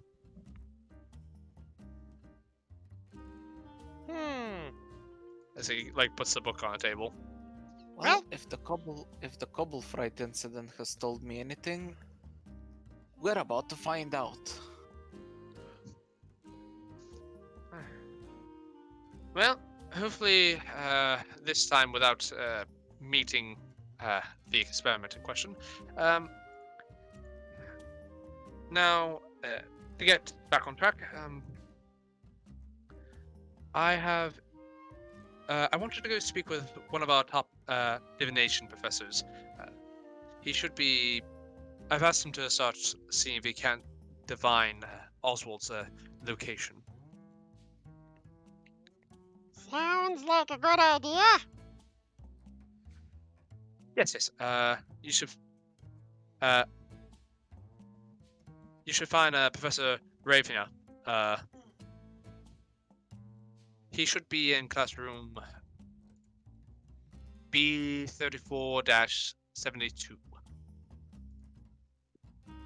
Gotcha. By the way, Dean, Yes. I hand the dean a note about Oswald and we found him, and a brief summarization of how we found him and everything. Addressed to the Ashen Knight, and I say I was gonna send this myself, but considering you're investigating it, I don't want it to interfere with your investigation. So feel free to edit it as much as you like, but do send it. He seemed rather worried about his friend.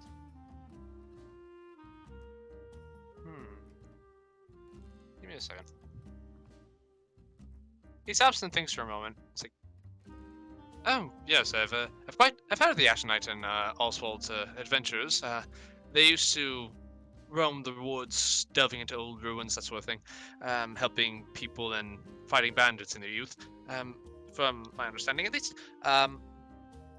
If I can find him, I suppose, but He should be in Elderheart. At least that's the last address he gave us. okay. He looks through the letters like, you know, if we find him, he might actually have some insight on Oswald, based on what I know of those two's relationship. I could send him a message and see where he is. I met the guy. Oh, that'd be good, actually. Okay. Ahem. And he'll cast sending. All right. And I counterspell. I'm kidding, I don't have counterspell. Ah, So it's hello, Mr. Ashen Knight. This is Rocco. We found your friend what's his name again? I keep forgetting. Oswald. Oswald. Oswald. Apparently is into some sketchy stuff. Where are you? Need to talk. So a moment goes by, and you just hear, "Oh, it's been quite a while since I've had this in my head, huh? Well, currently I'm in. Give me a second.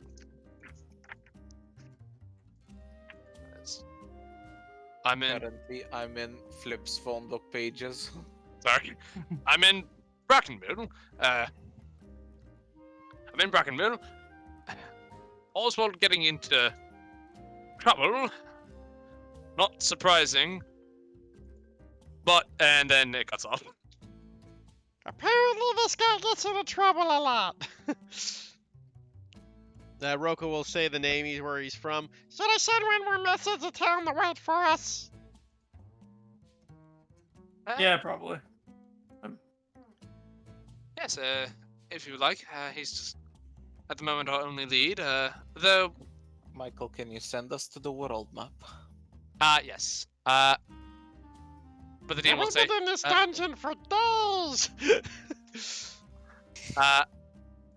the dean does say, well, if you, I do suppose that we could, if you want to wait on that just for a moment, like I said, our divination professor might be able to give you some more insight before doing that. I don't know, more information I tend to find is always more useful. I mean, couldn't he just send it to us?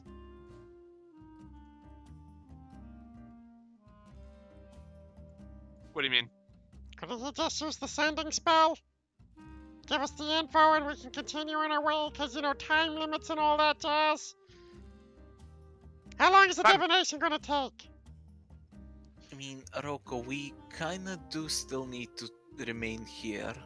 Apparently, the fire elemental, if destroyed by natural means, can just reform, so us rushing to the Scorching Grove at the moment accomplishes nothing. I'm not talking to going to the Scorching Grove, I wanna go talk to the owl! Wait, where? We wanna go see the Ashen Knight to see if he knows what's going on with his friend. That, you know, Fair enough, I guess. Yes, by all means, you'll be.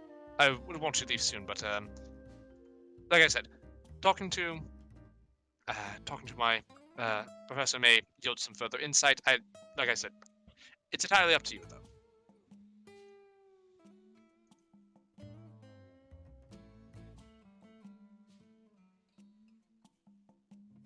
much do for her. Who are you talking to? I kinda enjoy the professor mostly because he's closer. That's fair enough. Oh, sure, how long? Well, we can stick another day and wait to see what happens. Yeah, probably. I mean, well, we're already here, so. Yes, I mean, my professor should be ready for you at any time.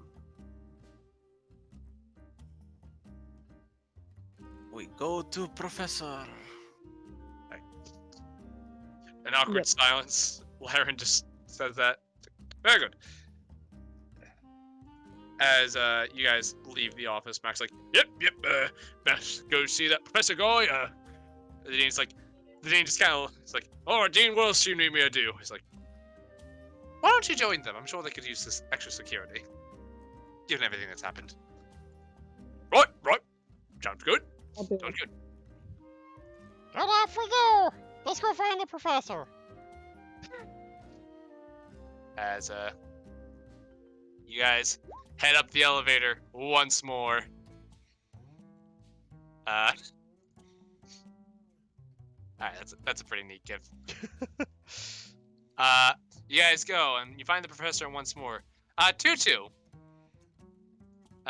You recognize the room actually. You never paid attention to the room number, but as you're like going up to the path, you kind of like see the door. And it's like, oh wait, I've been here before. Ah, neat. I think I was here the other day. I kind of look around. I don't actually know which professor we're going to because my mom just got back, but that's in character TBH. All right. As you guys open the room, inside, you see what seems to be this sort of small classroom, but you can see like all the desks have been kind of pushed to the side of the room. As you see what seems to be this intricate chalk circle drawn with several like flourishes on this flat stone floor. The professor who Oh, this dumb fuck. I grifted this guy so hard. hold on, let me In see. character. Did you say that in character? Yes. I do say that in character. He goes, what was that? As he's like looking up, he's like, he doesn't even knows what you said. He just knows more of your presence, but that's him. As he's sketching these symbols into the circle's edges, he, as soon as like he hears you, he just looks over at you guys and says, "Be careful! This circle must be reflect the many threads of fate in order to show what is possible. Erase any, and we risk insecurity." As he's just like very quickly trying to finish this circle, as he's like kind of like with one hand and just kind of like gestures for you guys to stand at the edge of the room with the other. Okay. As he's just very frantically just trying to finish this thing quickly. Seems like something has spooked him. Everything all right there, my friend?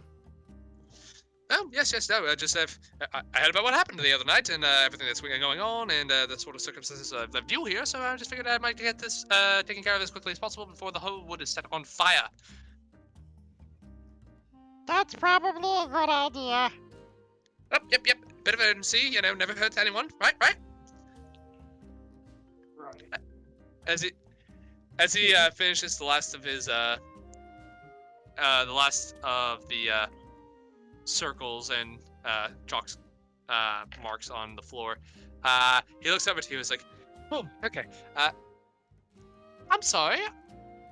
Weren't you one of my students?" Yeah. Like the other day. Yeah. Oh yes, you gave a brilliant divination. Sorry. Humblewood's Sorry, first dog enters. It's hideous. It walks on 4 legs. Yeah. No, I was there for that. It's neat. You're a real good professor. The two is lying out the ass. Make your deception check. God, hold on, okay. Give me 1 sec to actually get that open. I'll say make it an advantage too. Oh boy, okay. Let's see, deception. I think I might have. Yeah, I do. Yep, totally believes you. Well, I do my best trying to make sure I, help. I'm one of the leading experts here. Anyway, give me a second. As he casts a little, as he just he very cautiously steps through the circle, being very careful not to step on any of the chalk lines that he's just drawn out. As he goes over and he picks up what seems to be a few supplies, what seems to be a bowl of water, and seems to pick up a bowl of water, a crystal on a string, and a small bag of sand. And he very carefully, again, it's almost funny just kind of watching him almost sort of dance through this circle, just very carefully trying not to spill the water while also not stepping on these lines. But he puts them down. And he says, all right. Are you all ready to see some advanced divination here? Go for it. All right. As he, hold on, let me find, is this it? Nope, that's not it.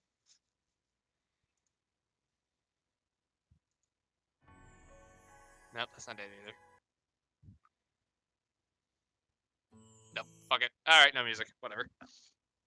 And the ambience in this place seemed to change for you guys. First it was whimsical, and then it was combative, and I don't know. I'm just kidding about that all. But as he, you can see him lean over this bowl. The air in the room starts to crackle with arcane energy as this pendulum swings back and forth over the bowl of the water, which reflects the crystal above like a mirror. You see this Corvian's eyes begin to glow white as he casts a small pinch of sand into the water. It ripples and images begin to form on its surface. As the pendulum is pulled strongly towards the southeast by an invisible force, you can see a tree farm, wagons filled with goods, and corrals of giant insects. There's a gentle swoosh. The circle of chalk lifts from the ground and disappears into vapor, returning both the bowl of water and the professor to normal. As he kind of blinks for a second, as it seems like his eyes are almost readjusting for a moment, like you know how you're walking out and it's bright out and then you step into a dark room, kind of like that. He goes, I've seen. All right. So I've seen this Oswald. I believe he's in Brackenville. I don't know why, but I feel this place has significance to him. And thinks for a moment. He is trying to conceal himself. So I suspect you must be careful while going there and keep a close eye out for anyone who may not be as they seem. But something else. As he's just trying to process the information he's seen. I see someone else is there already looking for him. I see a shield. One that bears a wing on it. I believe this individual will be the key to your finding also. That was the Ashenite symbol, wasn't it? Thinking back on it? Yeah, you believe so. Oh, well, that makes sense. And that's where the Ashenite city was, wasn't it? It was Brackenmill? Or... Yep. That makes our life a lot easier. I know you're probably aware of this. Well, I've spoken to you all before about that divination I've been having for a while, but I've been giving it a little thought. So, what I'm thinking is, remember how I told you the master wheel, the monster woe? Yes? I believe this necromancer might still have a part to play in this story. Well, considering he's the guy who might have created the fire aspect, yeah.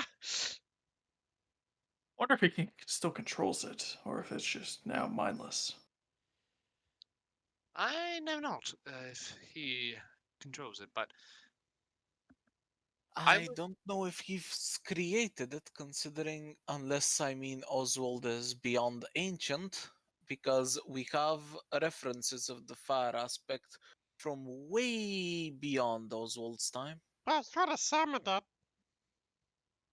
Fair enough. But the Scorching Grove was also expanding from way beyond Oswald's time. Has it been Yes. expanding for Now, centuries, or could he have made things worse? Most likely, but him being the root cause of this is rather unlikely. Fair enough. Just a Yes. thought. Yes. Well, also, one more thing for you. Uh, whether or not you agree to take him, or not, or whatever you're going to do with him, you can see the professor kind of go into his bag, and he seems to hand you this sort of like emerald. This should help you see through any of his invisibility.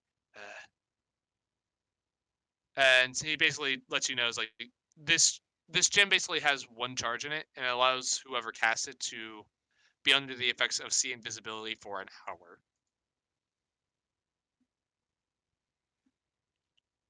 I have no doubt that he will continue to run from his fate for as long as he is able. So take that with you just in case he tries to, give you the slip once more.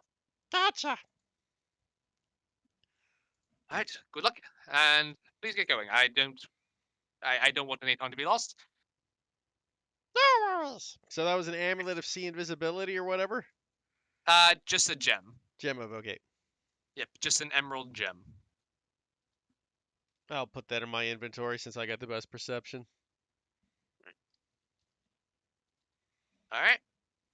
As you are kind of shoved out of this guy's classroom, uh, what do you guys do? Cosette, real quick. Can What's I that? have the ring? Oh, sure thing. And I Okay. hand it over. And apparently you don't need to attune to it to cast spells in it. I will expand one spell slot and cast the shield spell in the ring. No, I'm fairly certain you had to cast a spell, be attuned to it to cast a spell, don't you? Hold on. Apparently you can't. You don't. You just need to touch the ring and expand the spell slot. If the Oh, spell, the if shield spell. the ring doesn't have enough slots, the spell is expended, but the ring does not store it. Actually have that one too. The ring. Now you have stellar bodies plus shield. Oh no, Stellar Bodies was cast at 5th level. So you can't put Oh, any into it. well, that's great, Sag. Never mind then. Well, I mean, we can just take turns while we're resting to cast spells into it. So, Well, we No, don't the, need Well, to maybe the ring cast first it. up, doesn't have Until she slots. uses the spells up, then we're not going to use it. oh, it only it's a okay. I can tell It's a she level 4 uses. spell. Yeah. Yeah, it's a level 4 spell cast at 5th level, so. So, Okay. so until she uses That that makes sense. spell, we won't touch it. Okay.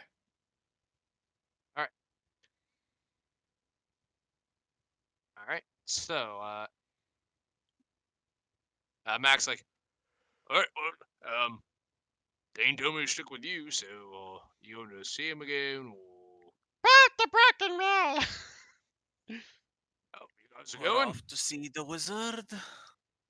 I mean, there's really no reason to stick around anymore. Oh, Hey, okay. I have classes today. They will be very disappointed.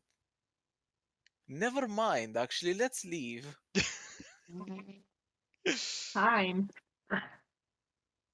Right. I am about to make 80 students' day a lot freer. Right. Well, Yeah. I guess. Yeah. All right. Hmm. Wanna come with, Mac? Hey, Hold on. Let me just ask. The dean real quick. Make sure he wants me coming with you outside the avium, because my job is here. Here. Give me 1 minute. If I'll let you know. I'll meet you at the base. Give me Sure. 1 minute. Great. Come on, guys, let's head to the base. We got a big journey ahead of us, and we don't want to waste any more time. Every day a tree burns down, and we're waiting here. Right. All right. As Mac just jumps off the elevator shaft, spreading his wings, he starts gliding down to the administration's office. As the rest of you are forced to take the elevator. Yeah, we're just going to the base, right? Rocco just jumps Mm. off. Not me, I can Same. glide. All right, you guys save some time and just woo free dive. Mm. I'm assuming Lyran, you cast Featherfall. Yep.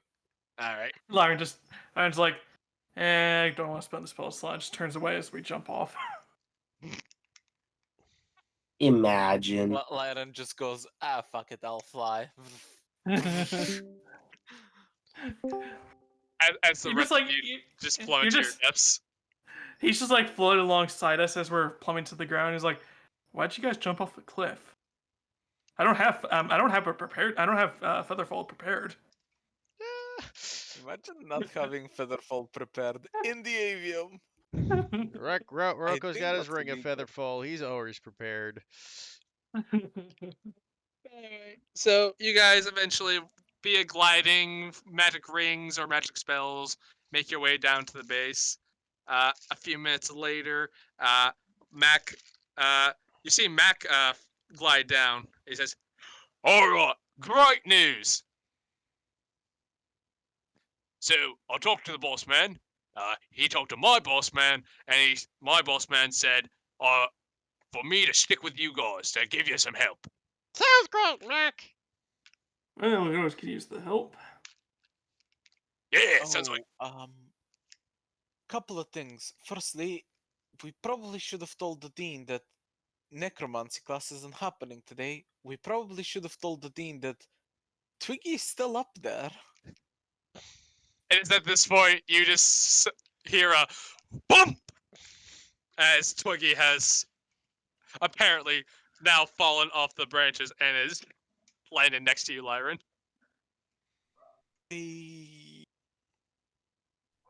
I mean, is Twiggy supposed to be following you outside of the city?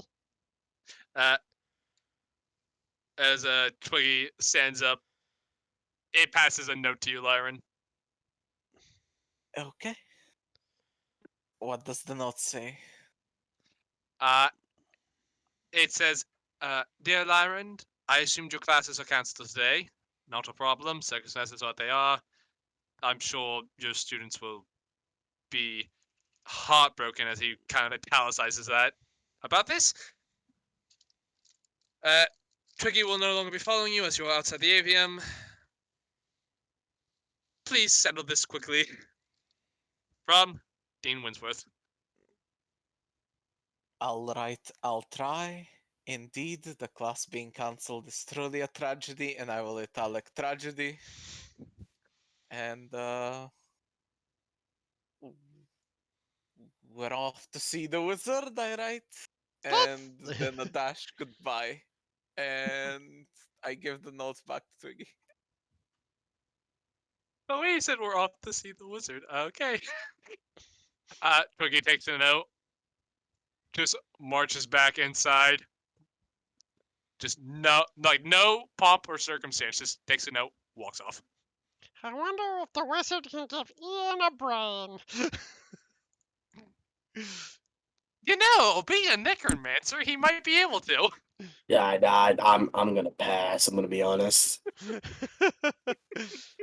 Yeah, we need to be careful with that because what the wizard give it, the wizard might take it away because feeble mind is a spell that exists.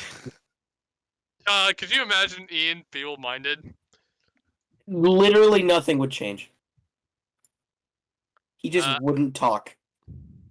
But anyway, Mac looks at all you guys like, all right, well, I guess I'm with you guys now for a while. Lead on. Should be great. Where are we going? Oh, Look Bracken at Mel. Mill. What weapon is Mac wielding? Mac seems Look to alive. have a Mac seems to have a dagger 47 Magnum.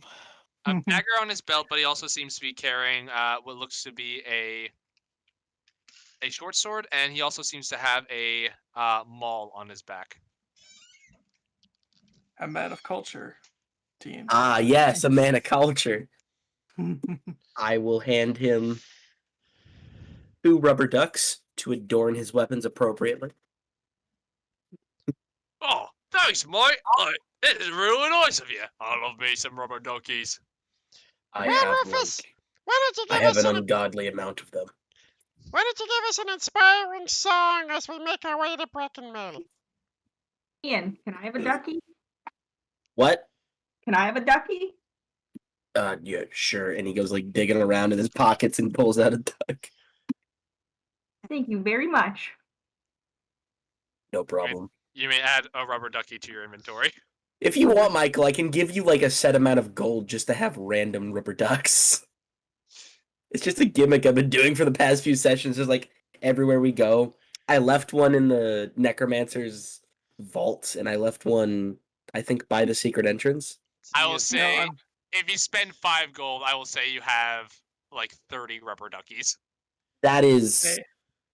a small price to pay for 30 rubber ducks.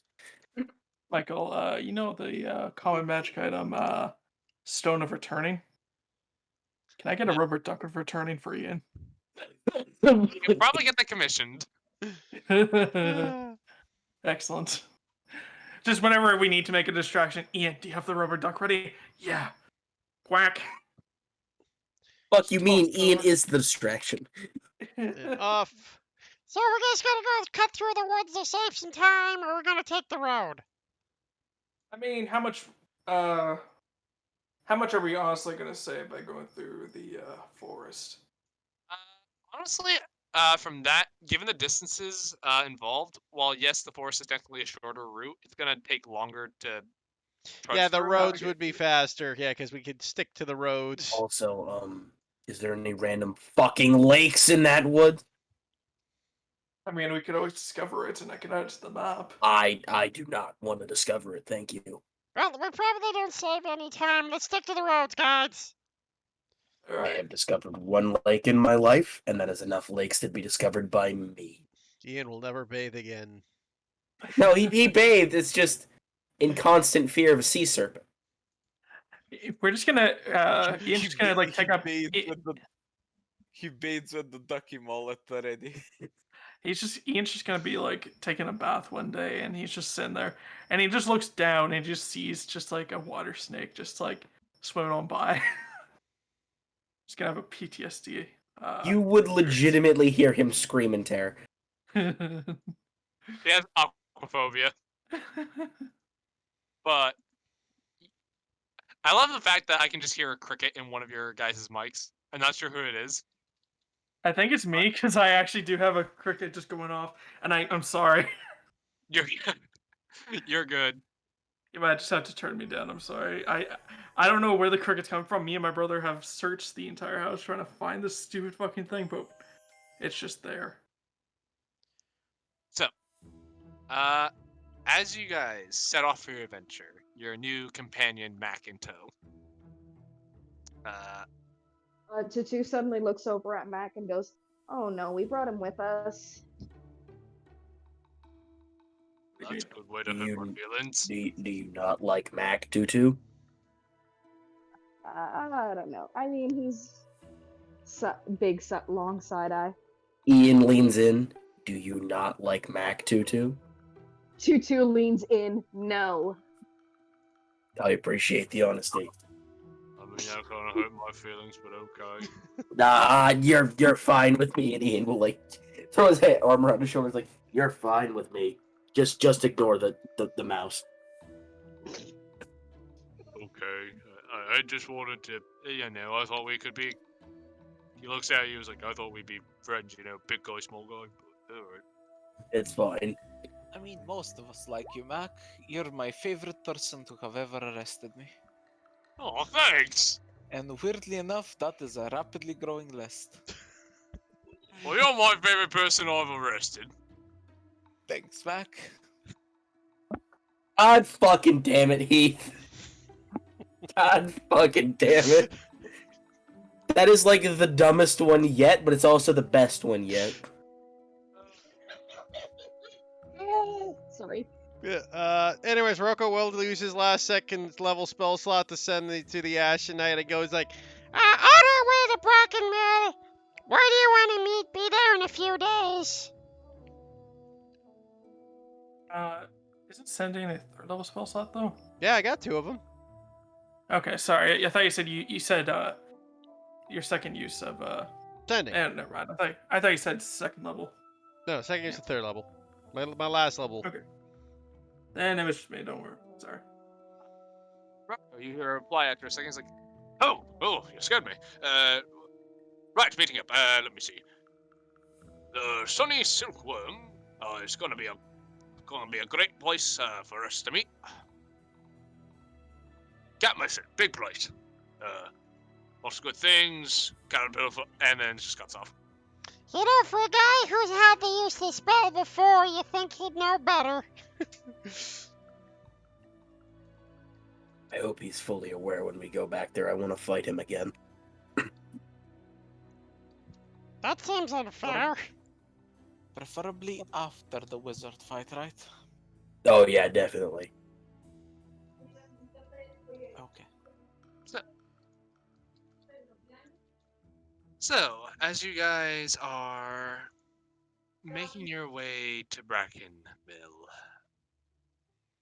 you take the road, and for a 3 days journey, it's fairly quiet. Not much of note really to happen. Mac is kind of Mac's chatting with you guys along the way, kind of like trying to hear about your adventures thus far.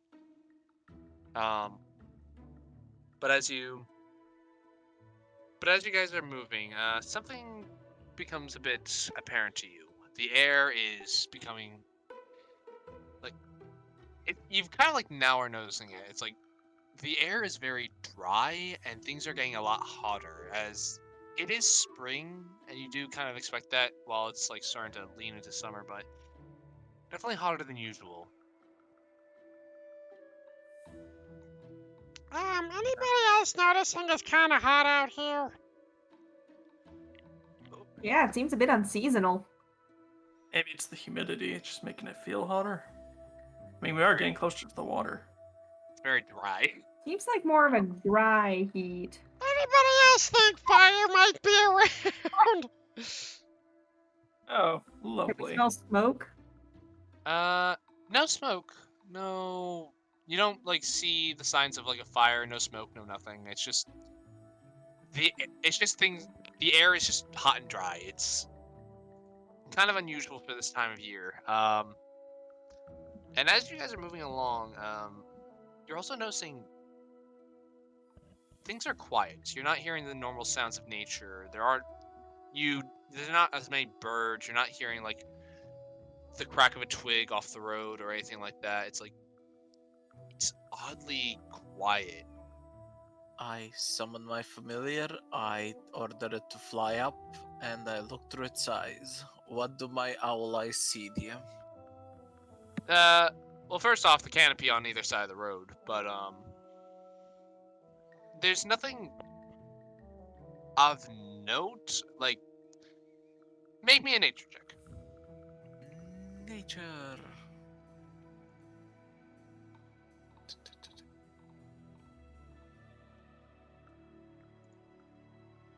god, things I am not proficient with are funny. 14. So what you notice is that a lot of the trees here are looking a little dry, and as you're kind of having your familiar fly around, you're kind of like seeing the top of the trees. Like some of the leaves are starting to kind of like dry out a bit. You're looking at the closer inspection on the ground. You can also see the grass is kind of dry as you like step off the road. There's a bit more of a crunch beneath your feet than normal for this time of year. Um, it's it's as if you're in the middle of summer and a very like a very hot and dry summer. Like there's been like it's been like a drought has been going, like the start of a drought is happening. Maybe. I mean, it hasn't really rained in the last while, so maybe that could be it. Think we just got a drought on our hands? I mean, that Global is a warming, fire man. hazard in the making. I Roku, mean, it's your arch nemesis, the CO2 emissions god. That must be at work. Not that you know what that is, but Now, as lovely as an idea that is, I don't think weird fire coincidence and mage interested in fire elementals being in the same place kinda. You're picking up what I'm putting down, right? Damn it, Heath, that is actually a really good fucking old person gif. Fucking sad that- stop, please. I really wish I thought of that. It's too much. Zawarda. yeah, that could be a problem. You think that the wizard's involved with this problem? I wouldn't bet against it. Hmm. Oh, I guess what we can do is move forward cautiously. Yep, nobody light a cigarette or cast a firebolt.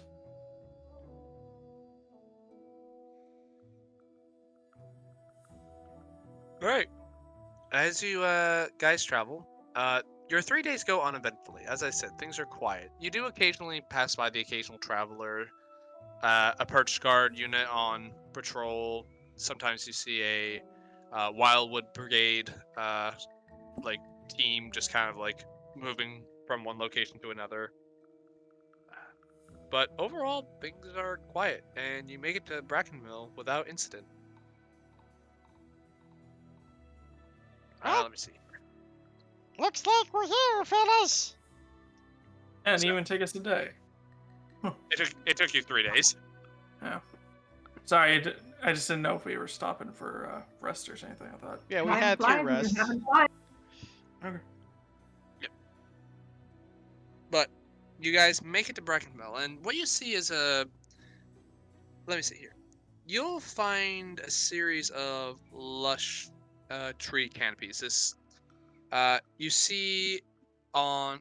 You see that there are several hills. It's just kind of like It's got like this sort of like small town vibe, so it's kind of a bigger settlement in terms of that sort of thing. There are some. Oddly enough, there are some houses on the ground, which is kind of unusual. But then you also see the normal trees with the perches in them. Several rope bridges connect various perches up top, so the humble folk of the area can get around easily. And speaking of which, like you see actually a fair mix of both humble folk and bird folk in this area. Looking around, you can see various farms. You see familiar-looking herbs, fruit vines being harvested. Things like grapes, squash, tomatoes, all sorts of various produce. Are, and you can see several farmers working out in the field. Uh, Over on a different hill, you can see what seems to be corrals with these sort of like various types of giant insects, some of which include giant silkworms, some of which are munching on some form of greenery, just kind of going munch, munch, munch, munch. People Giant here see. mulberry- Hmm?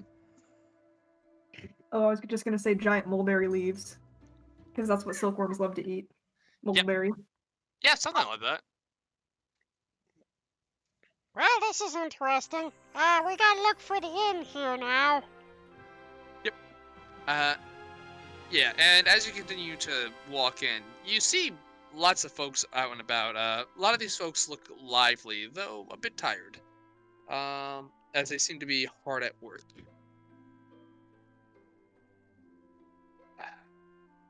What would you guys like to do? Guess we're looking for an inn first thing. Well, we're looking for a specific, and we gotta find the, what was it here? The sunny silkworm. How would you like to do? Rocco just will looking walk up to the first person he sees and, Hey, Mac, you know where the sunny silkworm is? I mean, I don't know. Not you, Mac, Pat Mac. Oh, as you approach, you see what seems to be this caravan woman. She's working. She seems to be leaning up against a fence post. She has a hoe leaning up next to her. As you walk up to her, she looks down at you and she says, sorry there. I'm sorry, doll. Can you repeat yourself? What'd you say?" I'm looking for the sunny silkworm inn. Could you give me directions, please? "Oh, yeah. That thing? Shoot. Travelers, let's take it." That would be correct, ma'am. Lots of folk like you head off that way, so no problem. She points over towards a hill toward the northeast. She says, "So you're gonna go that way. You'll see kind of a large tree, probably about like third on the left. Climb up there. You should see. Climb up there, across the rope bridge leading to your right. Once you get right up there, and then you're gonna see a big sign that says the Sunny Silkworm Inn. You can't miss it. Big sign with a caterpillar munching on a leaf. Real That's nice. great. Thank you, ma'am. Okay, guys, let's head over. Sounds good. All right.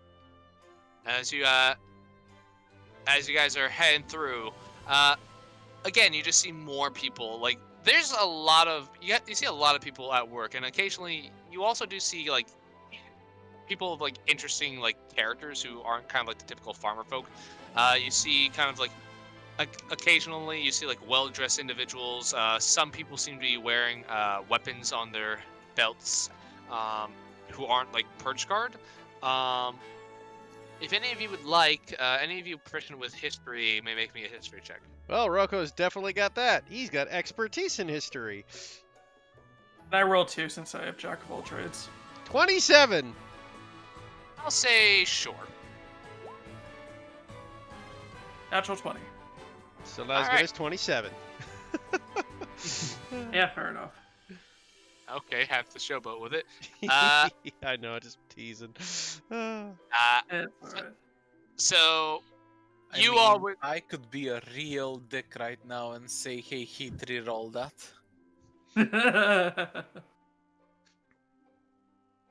Moving on.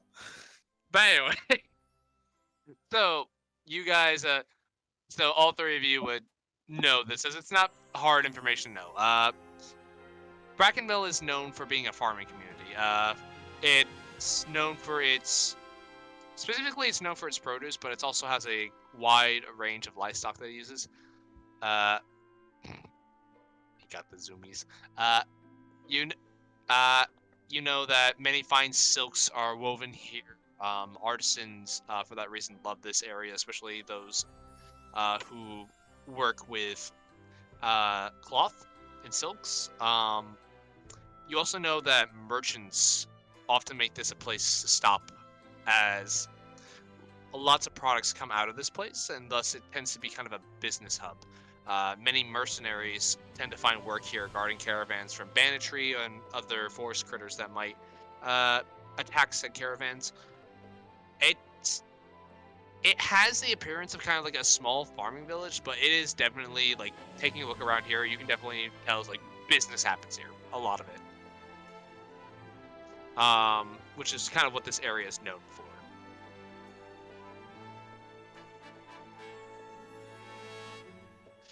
So, as you guys are making your way through, you go up to the trees where many people make their perches and homes, and following the lady's instructions, you do eventually find what seems to be this large sign that says the Sunny Silkworm. And as described, it does have a smiling silkworm munching on a leaf. Pleasant. As you approach, this pleasant-smelling smoke wafts from a large chimney that emerges from this quaint thatched roof. You see lots of people kind of like going in, and you hear a lot of you don't see too many people in there today as you're kind of looking in. As you enter, you see the common room of this inn. The tavern teems with activity, despite there not being too many people in here. Or, wait. I'm sorry, I read that wrong. There's a lot of... It's bustling. I'm sorry, that was my mistake. Yeah, it's alright. Yeah, the inn is bustling. There's, you go into the common room, you see it seems to be teeming with activity. Many bird folk and humble folks of all description are engaged in talk, drink, games.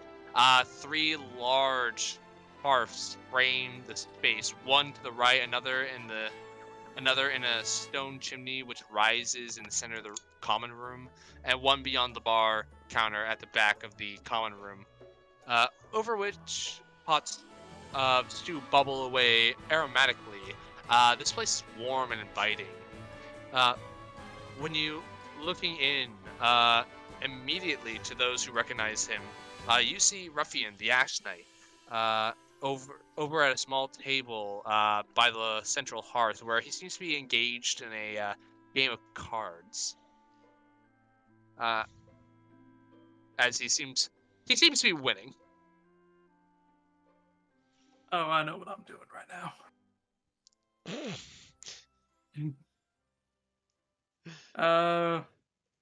Rufus is gonna walk over and tap one of the players on the shoulders, like, sorry if I'd get dealt in. You walk up and you do see the Action Knight, but the person you tap on the shoulder seems to be this Jerbean lady, as she says, "What? Oh, yeah, sure. Hey, Cheers. hey, Phil, bring him in. Standard ante is 5 copper." Sure. I'll take out some of my gold and realize it's all gold. Do you have any, can you break a gold piece? An high spender. To which Ruffian, who does not know you since he has not met you yet, goes, no worries, I can get you. As he goes to his coin purse, he says, as he puts some more copper onto the table, he'll slide it over. Essentially, he gives you 5 silver and 50 copper, and I'll take the Sounds piece. good. And I will add that to my inventory. Cheers. Cheers. Well, just prepare to give it back. Alright. I don't think so. I'll make sure I'm within 30 feet of this. I want to be mischievous. Oh no! Let Andy lose his own money. Don't So, hang up. Alright, Lyron, you kind of just walk in nonchalantly and kind of sit by a table near them. Any of y'all I want to will be dealt in too? juiced. Say I'm again? just gonna wave down the rest of the party and ask if they want to join in. Sure, I'm pretty good at cards. Awesome. Me as well. Yeah. Try my Oh. luck again. I'll play. I'm good. But as Rufus gestures to the rest of you, and you start walking over, Ruffian looks over, is like, "Hello, friend! Hello again, friends! Ah, there you are! Looks like we're going to find adventurers," as he kind of like gives you a pat, as he kind of like stands up on his chair and kind of like, looks down at all of you and kind of gives you a pat on the shoulder, Roko, as you approach, and he's like, "So, the vendors available, or even." He's just like, he looks like he's happy to see you. He's like, "Care for a drink? I'd love a chance to catch up with you." So he kind of like waves over a bar maiden. Well, just so you know, actually... Oh. Sorry, you first. I was just saying, we're here to go see about your friend. Now, apparently he's in the city. Oswald? Have you seen him? No, we just got here. We wanted if you might have seen him. No, I haven't really seen him. I figured since he was, traveling around, it's gone of his place we've, all met up, and whenever we, get separated, whatnot, this tends to be the place we meet up, so I figured he'll come around eventually. True, I suppose that's true. When's the last time you saw him, or are you still searching for him? Oh, I haven't seen him in a long time. By the way, I didn't think we've met. Ruffian the Ashen, as he extends a talent to you. Rufus Vinehart, pleasure to meet you. Pleasure. And, you two, as he kind of looks over to you, Costa and Tutu, as he has not met either of you yet, either. Yeah, I'm Cosette. Pleasure to meet you. It's nice to see another Strig out in these parts, as he shakes your hand. For your description, just because you haven't seen him yet, Ruffian he is a Strig, though he is very small for a Strig. He's a tiny bird. He is a very, very small bird. He's the strig on the cover. Yeah. Adorable. I give him a very hearty shake. Hey, that is adorable. I love him. Like, to the point And that I love also how you gave him this like really somewhat deep voice. Oh, it's hilarious, isn't it? Tutu's like, neat, someone my height. Tutu shake the hand and be like, I'm Tutu. Pleasure to meet you too. Now don't be mistaken my stature for my strength. I've been in plenty of good scraps and I've toppled many a tall creature. Except Ian over here. Yeah, I was about to say, but me. Oh, don't you worry, I've still got a trick or two left up my sleeve if we go at it again. Yeah. Alright then. But no, to answer your question, I haven't seen Oswald Hill. What makes you think he's here? Divination. Magic. Either way, it's good to know he's around. Wonder why he hasn't come to see me yet. I don't exactly hold myself. I mean, probably out of shame. Yeah, you're making it sound like he got himself into more trouble. What's he been up to? When we saw him last year, he kidnapped the librarian and tried to murder us with sticks and a violent dead creature beyond the grave.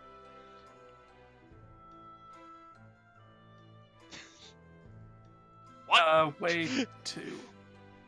He's What?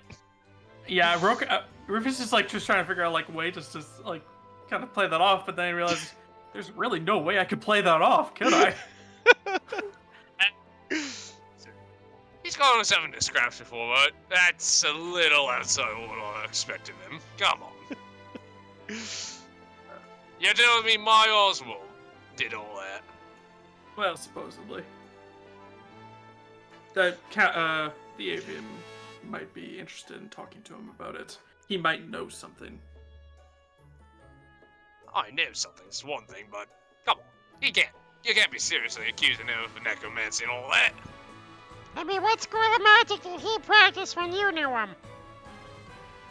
I mean, he knew all sorts of fancy magic stuff, but he tended to be really good at the sort of blasting and all that. Yeah.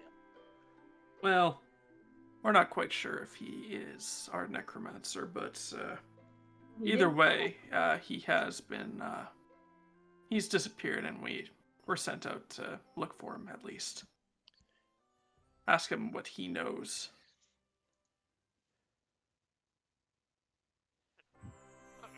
Find him if he's around town. I'm sure he's got.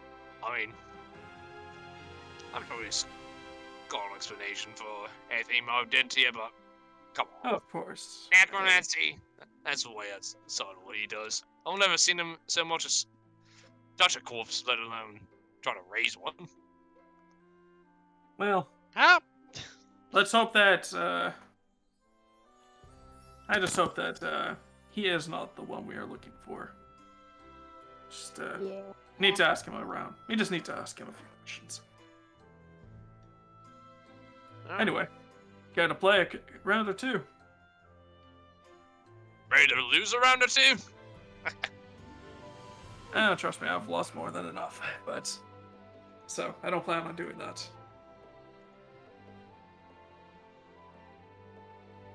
Dude, get off of my clothes.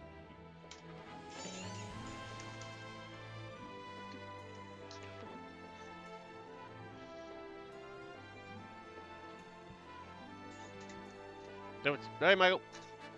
Otherwise, you may either make an No, we're just waiting for you to tell us what to do. I've been speaking. No, I didn't hear you. I could hear. I got an issue on your end because I was hearing him.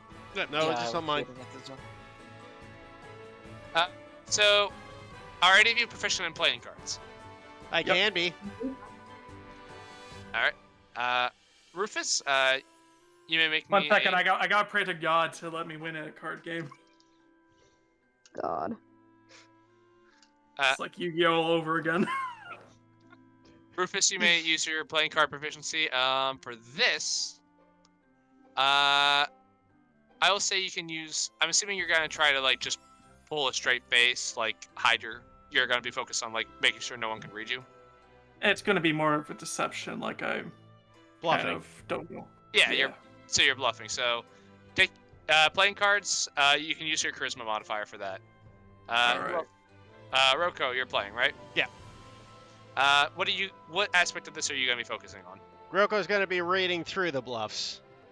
All right, you may make me an insight check for yours. Who else is playing? Tutu. Tutu would like to be lying the entire time. All right, deception check from you then, and then, Cosette, are you playing? Yes, I think I'm also gonna go for deception. All right, go for it. And the ante is 5 copper. Alright. Low stakes. Tell me when you're ready. All right, I'm ready. all right, you may all roll your things. Fuck. Shit. Nice. Oh my god. Lyran, Now then. What Do kind I of- DM this? you may DM this. The thing is, I also need to see what the Ashen Knight rolls because I need to know whether the dice will roll as a success or failure. Okay, give me a second. Let me get his character sheet pulled up. I should probably have done that a little while ago. Hey, so Rufus, how'd you get, into playing cards? Oh, By well. losing a lot by the looks of it. Alright. Hey, I'm just. It's all part of the strategy, man. Don't worry about it. Used to play on a ship. Back when I was a. He rolled a 15. Okay. 15. So that from my perspective is a success. I'll let that one slide. Used to play back when I was on a. When I used to sit on the open seas for a little bit, and there was nothing else to do during our off time, so play nothing but cards all day. Fair. The sky is angry. Yeah. Rufus is like, he's playing his cards and he puts in his five copper, and then he realizes, oh shit, I put 7 in by accident. Ah, Jesus, Rufus! Every But- time we play. So yeah, all of you, Rufus, you're struggling today, man. Yeah. Cosette, you're playing a decent game, but just you're getting outpaced. The Ashen Knight's not doing too bad. Tutu, you're doing very good, but Roko, you'll win the hand. And One sec. hold on, the other Gerbine at the table. Never mind, I take that back. This Gerbine just fucking Roko could not read her. Ah, okay. So I will chrono shift that one. He now needs to reroll that. Oh, you bitch! He rolled a natural 20. I should get another nat 20. No, she got a 7. Never mind, Roko, you win the hand. You may you may add between the 6 of you. You get 30 copper. We have designed the ultimate. You cheating cheater, you. Not bad, not bad. Want to go one more round? Sure, I'm Yeah. game. Didn't hurt. All right, Auntie, and another 5 copper, everyone. I would like to help Cosette cheat.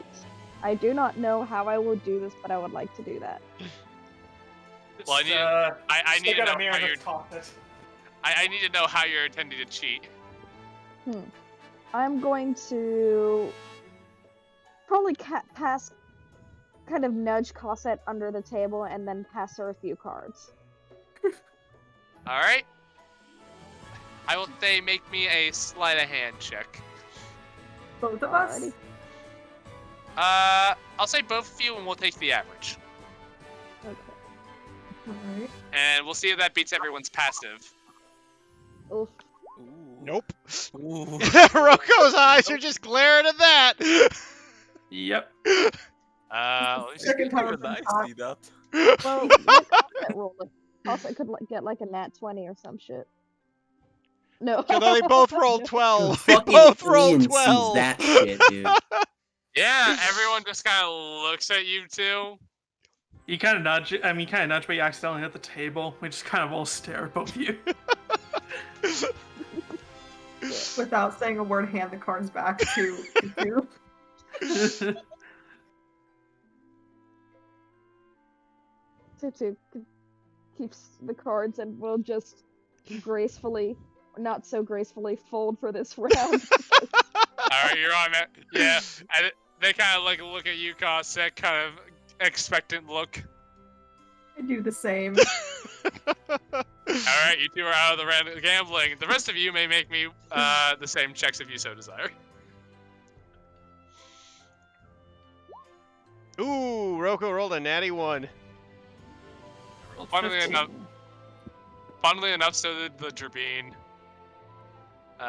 Let's see here. Of course, I roll 17 on stealth. Sorry, that was an accident. Oh my god! Alright, so Rufus the Owl Knight and this Drbeen, whose name has not been given yet. All of you rolled natural ones. Rufus, easiest fucking round of your life. Seeing Cosette and Tutu trying to cheat just threw everyone off, but you were able to capitalize it and just. You may add 30 copper to your inventory. Huzzah. The Ash Knight just goes, alright. Not with this. I'm not playing a game. When are you gonna cheat? Thanks, Casa and Tutu. I really appreciate your guys' help on that one. It's part of the. Hey, if you can't. Cheating's part of it. It's part of the fun. Jesus. You know what? I can do. totally, I can totally respect that. If only you were any good at it, says Lyron 30 feet away sipping juice. It's not gonna sound like Suzanne. Ugh. Tutu gives laughs a little and gives Lyron a very rude gesture. Ugh. Alright, Hey. well, Go on. I don't know, continue. Nope. I don't know what I was gonna say anymore. I skipped it. Alright, well, I suppose you're here for Oswald, same as I. So, I think we might be, well, I think we should, get to looking. I haven't seen him, though. I mean, we can ask around. I suppose. Alright. Want to meet up back here in, say, an hour? Sounds about right. Sure, sounds fun. Alright. You guys may go off and try to search for, Oswald. How big is Uh, the city? It's a decent size. Like it's got a small town vibe, but it's like really stretched out. There's a lot of farmland here. I don't know what a specific size would be appropriate for a town this size, but think of it kind of like a small, medium town sort of that area. I see. You're talking Wonder if maybe it's about. You're talking about maybe at least 1,000 to 2,000 people. 1,000 to 2,000 people here. Crazy.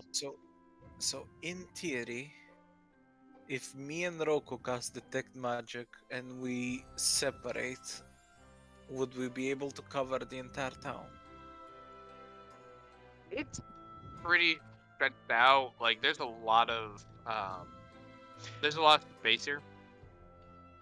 It's a farm In village. theory, basically. if we blow 8 spell slots to do it, giving us 40 minutes apiece, spreading out, walking throughout the entire city. Can't you ritual cast? And ritual cast, yeah. Would it be okay if Rufus casts invisibility and follows along with the Ashen Knight? Sure. I'm assuming you're trying to do this without his knowledge. Yes. As you guys are splitting up, I will say, all right, to handle your logistics question, I will.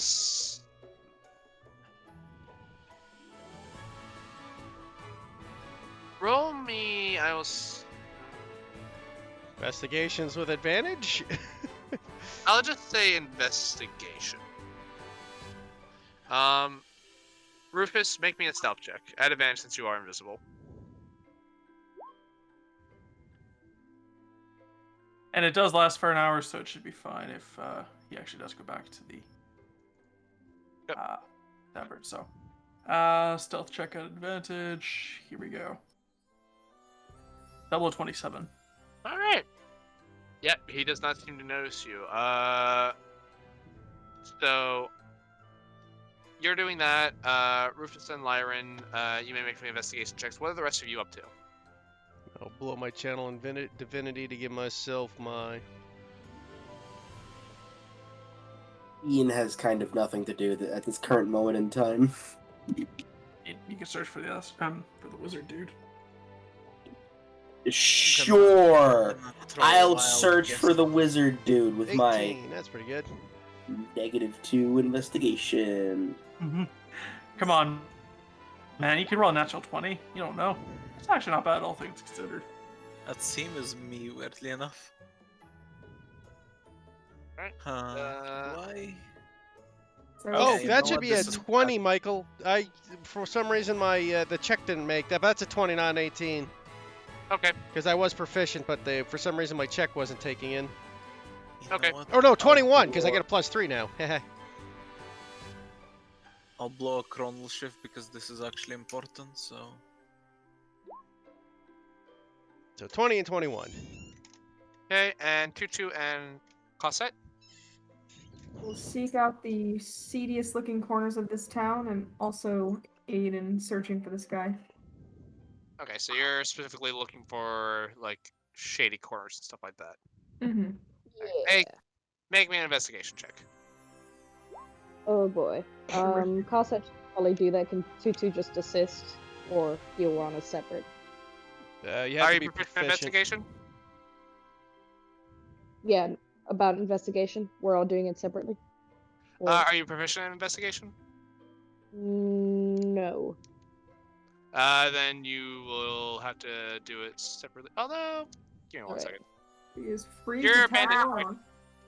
You're a bandit defector, correct? Yes. Plus, the Gerbine thing has that odd help factor. Like they're kind of an exception to the rule. Yes. Yeah, I'll say given your background, you could actually give advantage. So. Yep. Well, That thing. There we go. we'll say it's a 22, because your background and your race feature. Neat. So, in this instance, I will say yes. All right, let's go through this. Rufus, you tail the Ash Knight for the next hour. As he just starts kind of like going around asking people, he's like, "Hey, have you seen this? This Corvin gentleman wears robes, kind of a studious-looking fella, bit of a nervous wreck at times, but yay tall." As he's kind of like having to hop up to with his arm up, trying to like get to his height.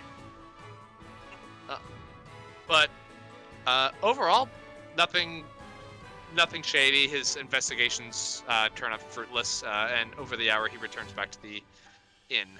All right. Well, if he doesn't seem suspicious, then Rufus will just go into the back of the tavern, undisguised.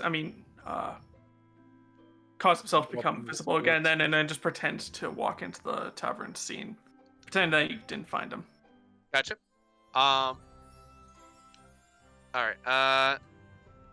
We'll then go to Ian. You go talk around to some people. The description you're giving is like, you've seen the gentleman, so you can kind of give like a decent description, but a lot of people pass through this town, but from what you've gathered, it's like no one by that description has really passed through here recently. Damn. Costa and Tutu, looking for shady corners.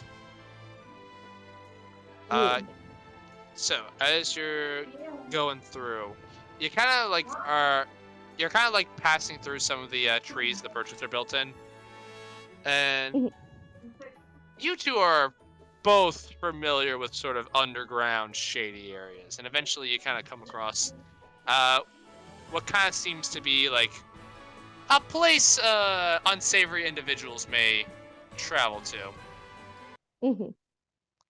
As you go up and kind of like knock on sort of like this almost cellar looking door that's like built into the roots of this tree.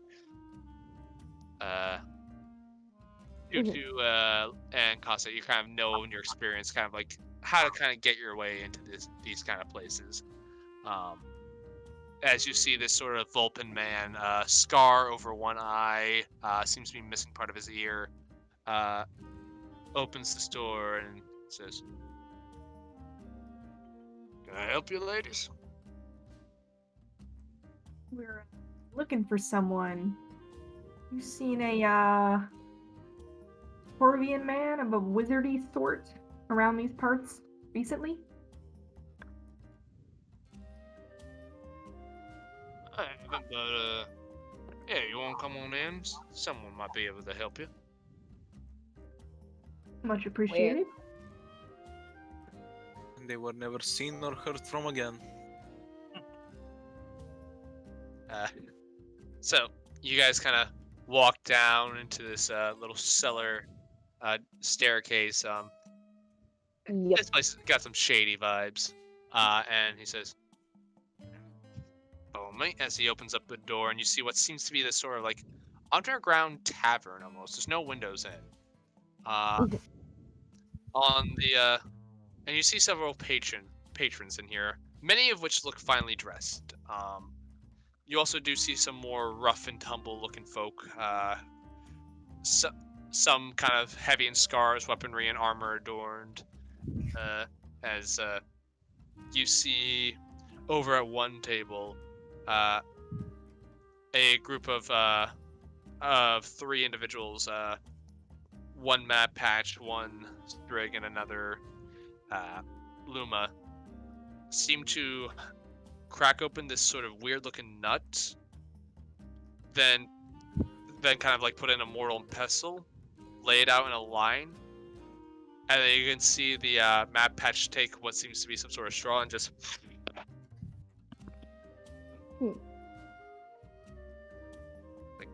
so the Vulpin looks behind you, is like, "Why don't you take a seat at the bar? Can I get you ladies anything?" Just a whiskey. Whiskey? Some rum if you have it. On the rocks. Good choice, like your style. As he goes behind the bar, quickly pours your drinks out, puts them out. It's like, "First one's on the house." Yeah. Anyway, Tilts the glass and sips a bit. let me get your let me go get someone who might be able to help you. As he kind of like goes into the back. You then see what looks to be this. You look. See. You're not sure what you're supposed to expect. Coming out. Maybe in the places you've been. A lot of these places are usually run by like some big tough guy who's, kind of like the sort of person who looks like who could like in one fell swoop kind of like hit you on the top of the head and just kind of like collapse your spine, kind of like almost like a Mortal Kombat finisher. And you're sitting there and it's a few minutes, and again, this is a common occurrence in places like this. And then the Vulpin man steps out. He's like, "You step in the back, the boss will see you." I just nod and get up, and sort of like under my cloak, I have my hands on the hilt of my rapier just in case. Yeah. Sue's just got her hand around the glass. Taking it with you. I like your style. You step into the back behind this curtain door, and you get ushered into another side room where inside smoke hangs in the air. There are several candles in the room and certain containers that are different colored glass there's just various light sources in here. And sitting on this sort of like throne of pillows, you see this short cat person, and Ellerin, from what you two know. She is old looking and dressed in all sorts of gaudy jewelry and she's fairly plump. She looks at you as she's just kind of smoking from this hoo-ha. Blows it This out. Is that what those called? The hookah. Hookah. hookah. It's a hookah. Thank you. Hoo-ha! Hoo-ha. But she kind of like pulls the pipe away from her mouth and just kind of blows out smoke, and she says, "Oh, I hear you looking for someone in my town." That would be correct. See. What are you looking for? Pull up a pillow and sit cross-legged across from her. Looking for a certain Corvian fella. Would have passed through here in the last day or so? That describes a lot of people, darling. You gotta be a He's, little. let's see. He'd be wearing robes. Probably have some real bad, stinky magic vibes about him. Yeah, wizarding type. Probably in a rush. Okay. Now, I know a lot about memory problems, and Tutu kind of taps her head and says, I know sometimes it takes the right thing to get the memory working, and Tutu will like roll a coin over her knuckles. Make a persuasion check at advantage. Nice. Let me actually get in that second.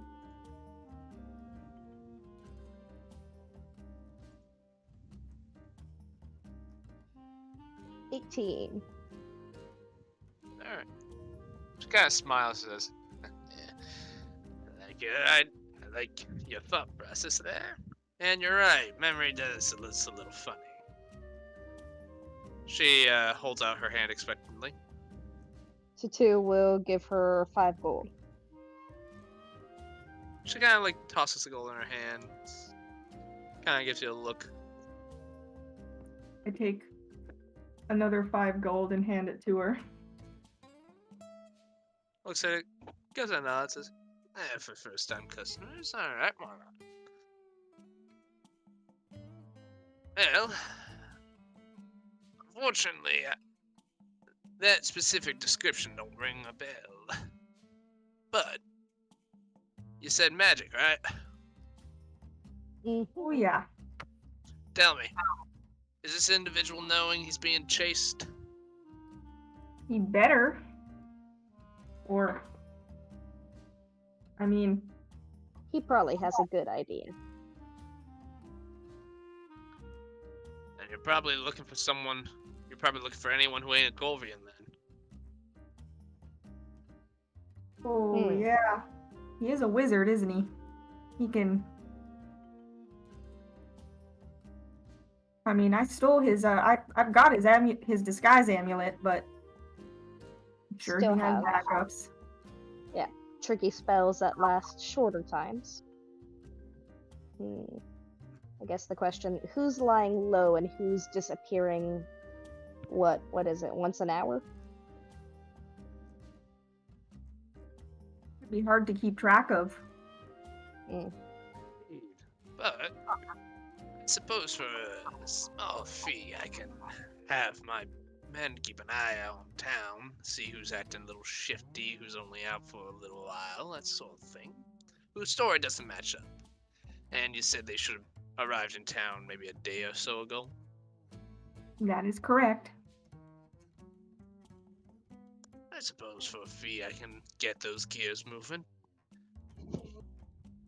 How much we talking?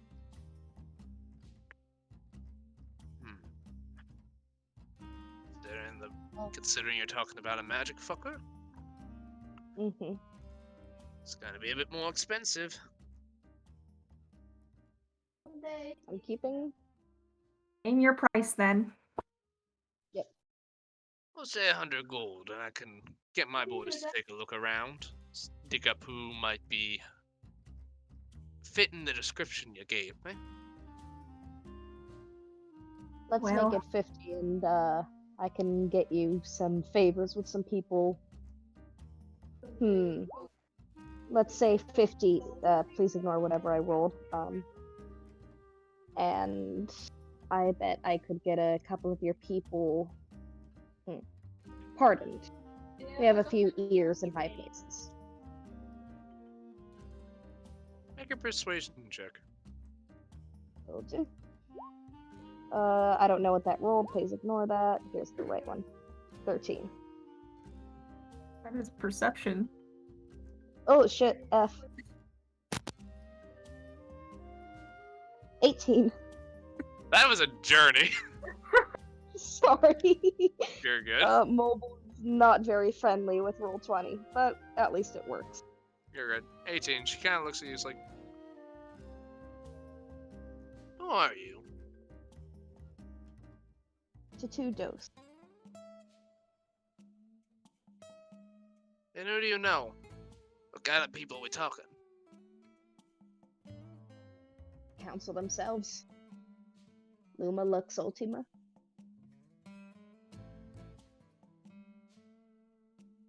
You're saying There's- you're sure you can get some a favor in every now and then in case we find ourselves in the trouble? I think I could pull it. Yeah.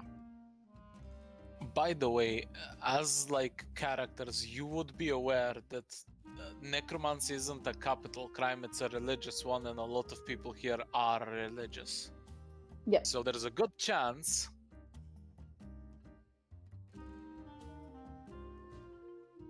Hmm. It's alright. Yeah. Look, beyond that, this guy's into some of the dark stuff. You know, necromancy type stuff. Not just your casual extortion. She kind of takes a puff of her stuff and she goes, "Honey, I ain't from the woods. I don't give two rats' asses about necromancy." Fair. But I got a good thing going here. And I like her offer. 50 gold and a favor. And she holds out her hand. And you better be Alright. able to pay on that other half. Tutu will pass over 50 gold. She takes it. She Yep. extends out her hand. Yeah. To do a shake on that, and I'll make 20's worth in platinum. Make it a point there. Wait, you gave her 20 platinum? No, 2 platinum, which is 20 pieces Oh, worth okay. of gold. So two platinum, 10 gold pieces. Yep. Okay. She takes it. Smiles. I'll get my men working on this right away. I'll try to narrow things down for you to see if we can't find Come here. Come down here. some down individuals that here. match your description.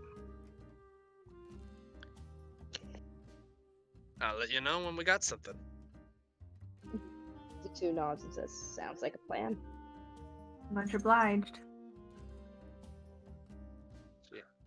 She just she nods and says, "Have a good one now. Stay safe." You too. You betcha. As you are kind of escorted out by the Vulpin man back to the main bar area. Yeah. So, Tattoo will set glass down as they're exiting. As we head out, I pass to 25 gold. Oh. Thanks. I suppose we're both Now, in on this. Yep. I appreciate it. Also, you have to do all of the remembering because I'm not going to remember this by the morning. I say that pretty quietly for the record. Yeah, I mean, I think I owe you at least that much for your quick thinking in there.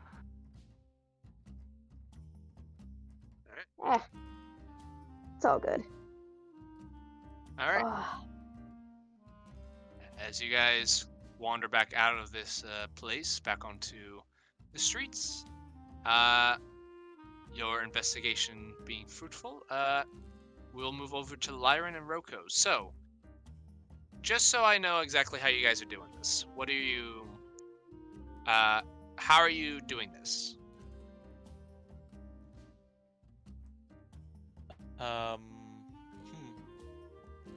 We each pick a side of the street. We each cast detect magic, and we start hanging around. Okay, so you guys head back down to the streets. Are you going on like the ground levels? Or are you staying up on the purchases, moving across the rope bridges, or? I mean, I'm assuming we'll just make like a grid of it. Okay. So, with a 21 and 20 investigation check, you wander around, searching. And as you're just focused on trying to cover ground, are you going to ritual cast a spell? Are you trying to save spell slots? Are you what are you willing to spend on this? Heat, what are you willing to spend, Almacio?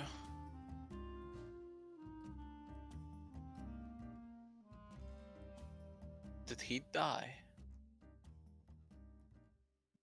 If it's your Can mic you hear me bugging now? out? Yeah. I can spend 3 spell slots on the I'll first match that. to give us a half hour, and then if that doesn't work, we can ritual cast after. All right, so just letting you guys know you are to meet up back at the tavern in an hour. Yep. Well, that would give us about 5 castings worth. All Or I right. guess actually 3 spell slots would give us exactly an hour, because half hour there, half hour back is how you have to do it.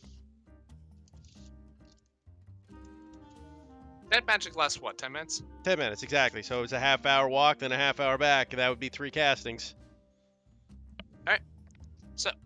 Yep. So as you guys cast, and as you're walking through the streets, you get a lot of pings here and there. As you pass certain individuals, and there are like various schools of magic that you're coming across. You pass one well-dressed, one well-dressed raptor gentleman, and you get a sense of abjuration coming off of him. Another person, a Vulpin lady, you see illusion coming off of her. Another hedge man, you see what seems to be evocation. Um, a lot of merchants come through here, and a lot of mercenary comes through here as well. So you're getting a lot of pings off of people. You also get pings from inside houses and buildings and burrows that pick off multiple things. It's a lot, and it's certainly difficult narrowing things down. Over a half an hour, I'll say you guys kind of hit the south part of town. But you're getting a lot of pings here and there. I mean, the biggest ping we're looking for, I'm assuming, is any necromantic ping. Yep. Because that would be the red flag. Walking around, there's nothing that rings necromancy to you.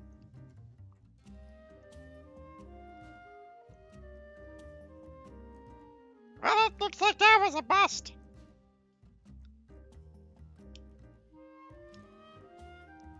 I think we have, like, at the very least scoped out this part of the town. This place is lousy with magic. Yes. Also, there's very little we can do in an hour. Considering it's an entire town. I don't know why we decided to meet back in an hour, honestly. I gather that the Ashen Knight hasn't actually investigated a lot of things in his time. Yeah, I mean, usually, a day, 8 hours, you make a day out of it. Yeah, he strikes me as more of the Ian type who just, walks all over problems True rather enough. than solving them. Do you want me to just, have a sending and we keep looking? Sure. Sure. I will cast Ascending All right. I'm assuming to who? to Ashenite. All right, Ruffian. All right. What do you say? We're gonna keep looking, don't wait up for us. The others come back, me and Lyran are going to go see if we can find some more Cut. stuff. No. So he heard, we're gonna go see, and that was it. He said, "Oh, all right. You're all right. I guess I'll see you later then. Meet back here whenever, I guess." That's the response you get. And as the rest of you start reconvening at the inn, Roko and Lyran, you continue investigation. I believe that is where we are going to end it today, as it is getting late. Sounds good. All right. Sounds good. Okey-dokey. All right. Very interesting.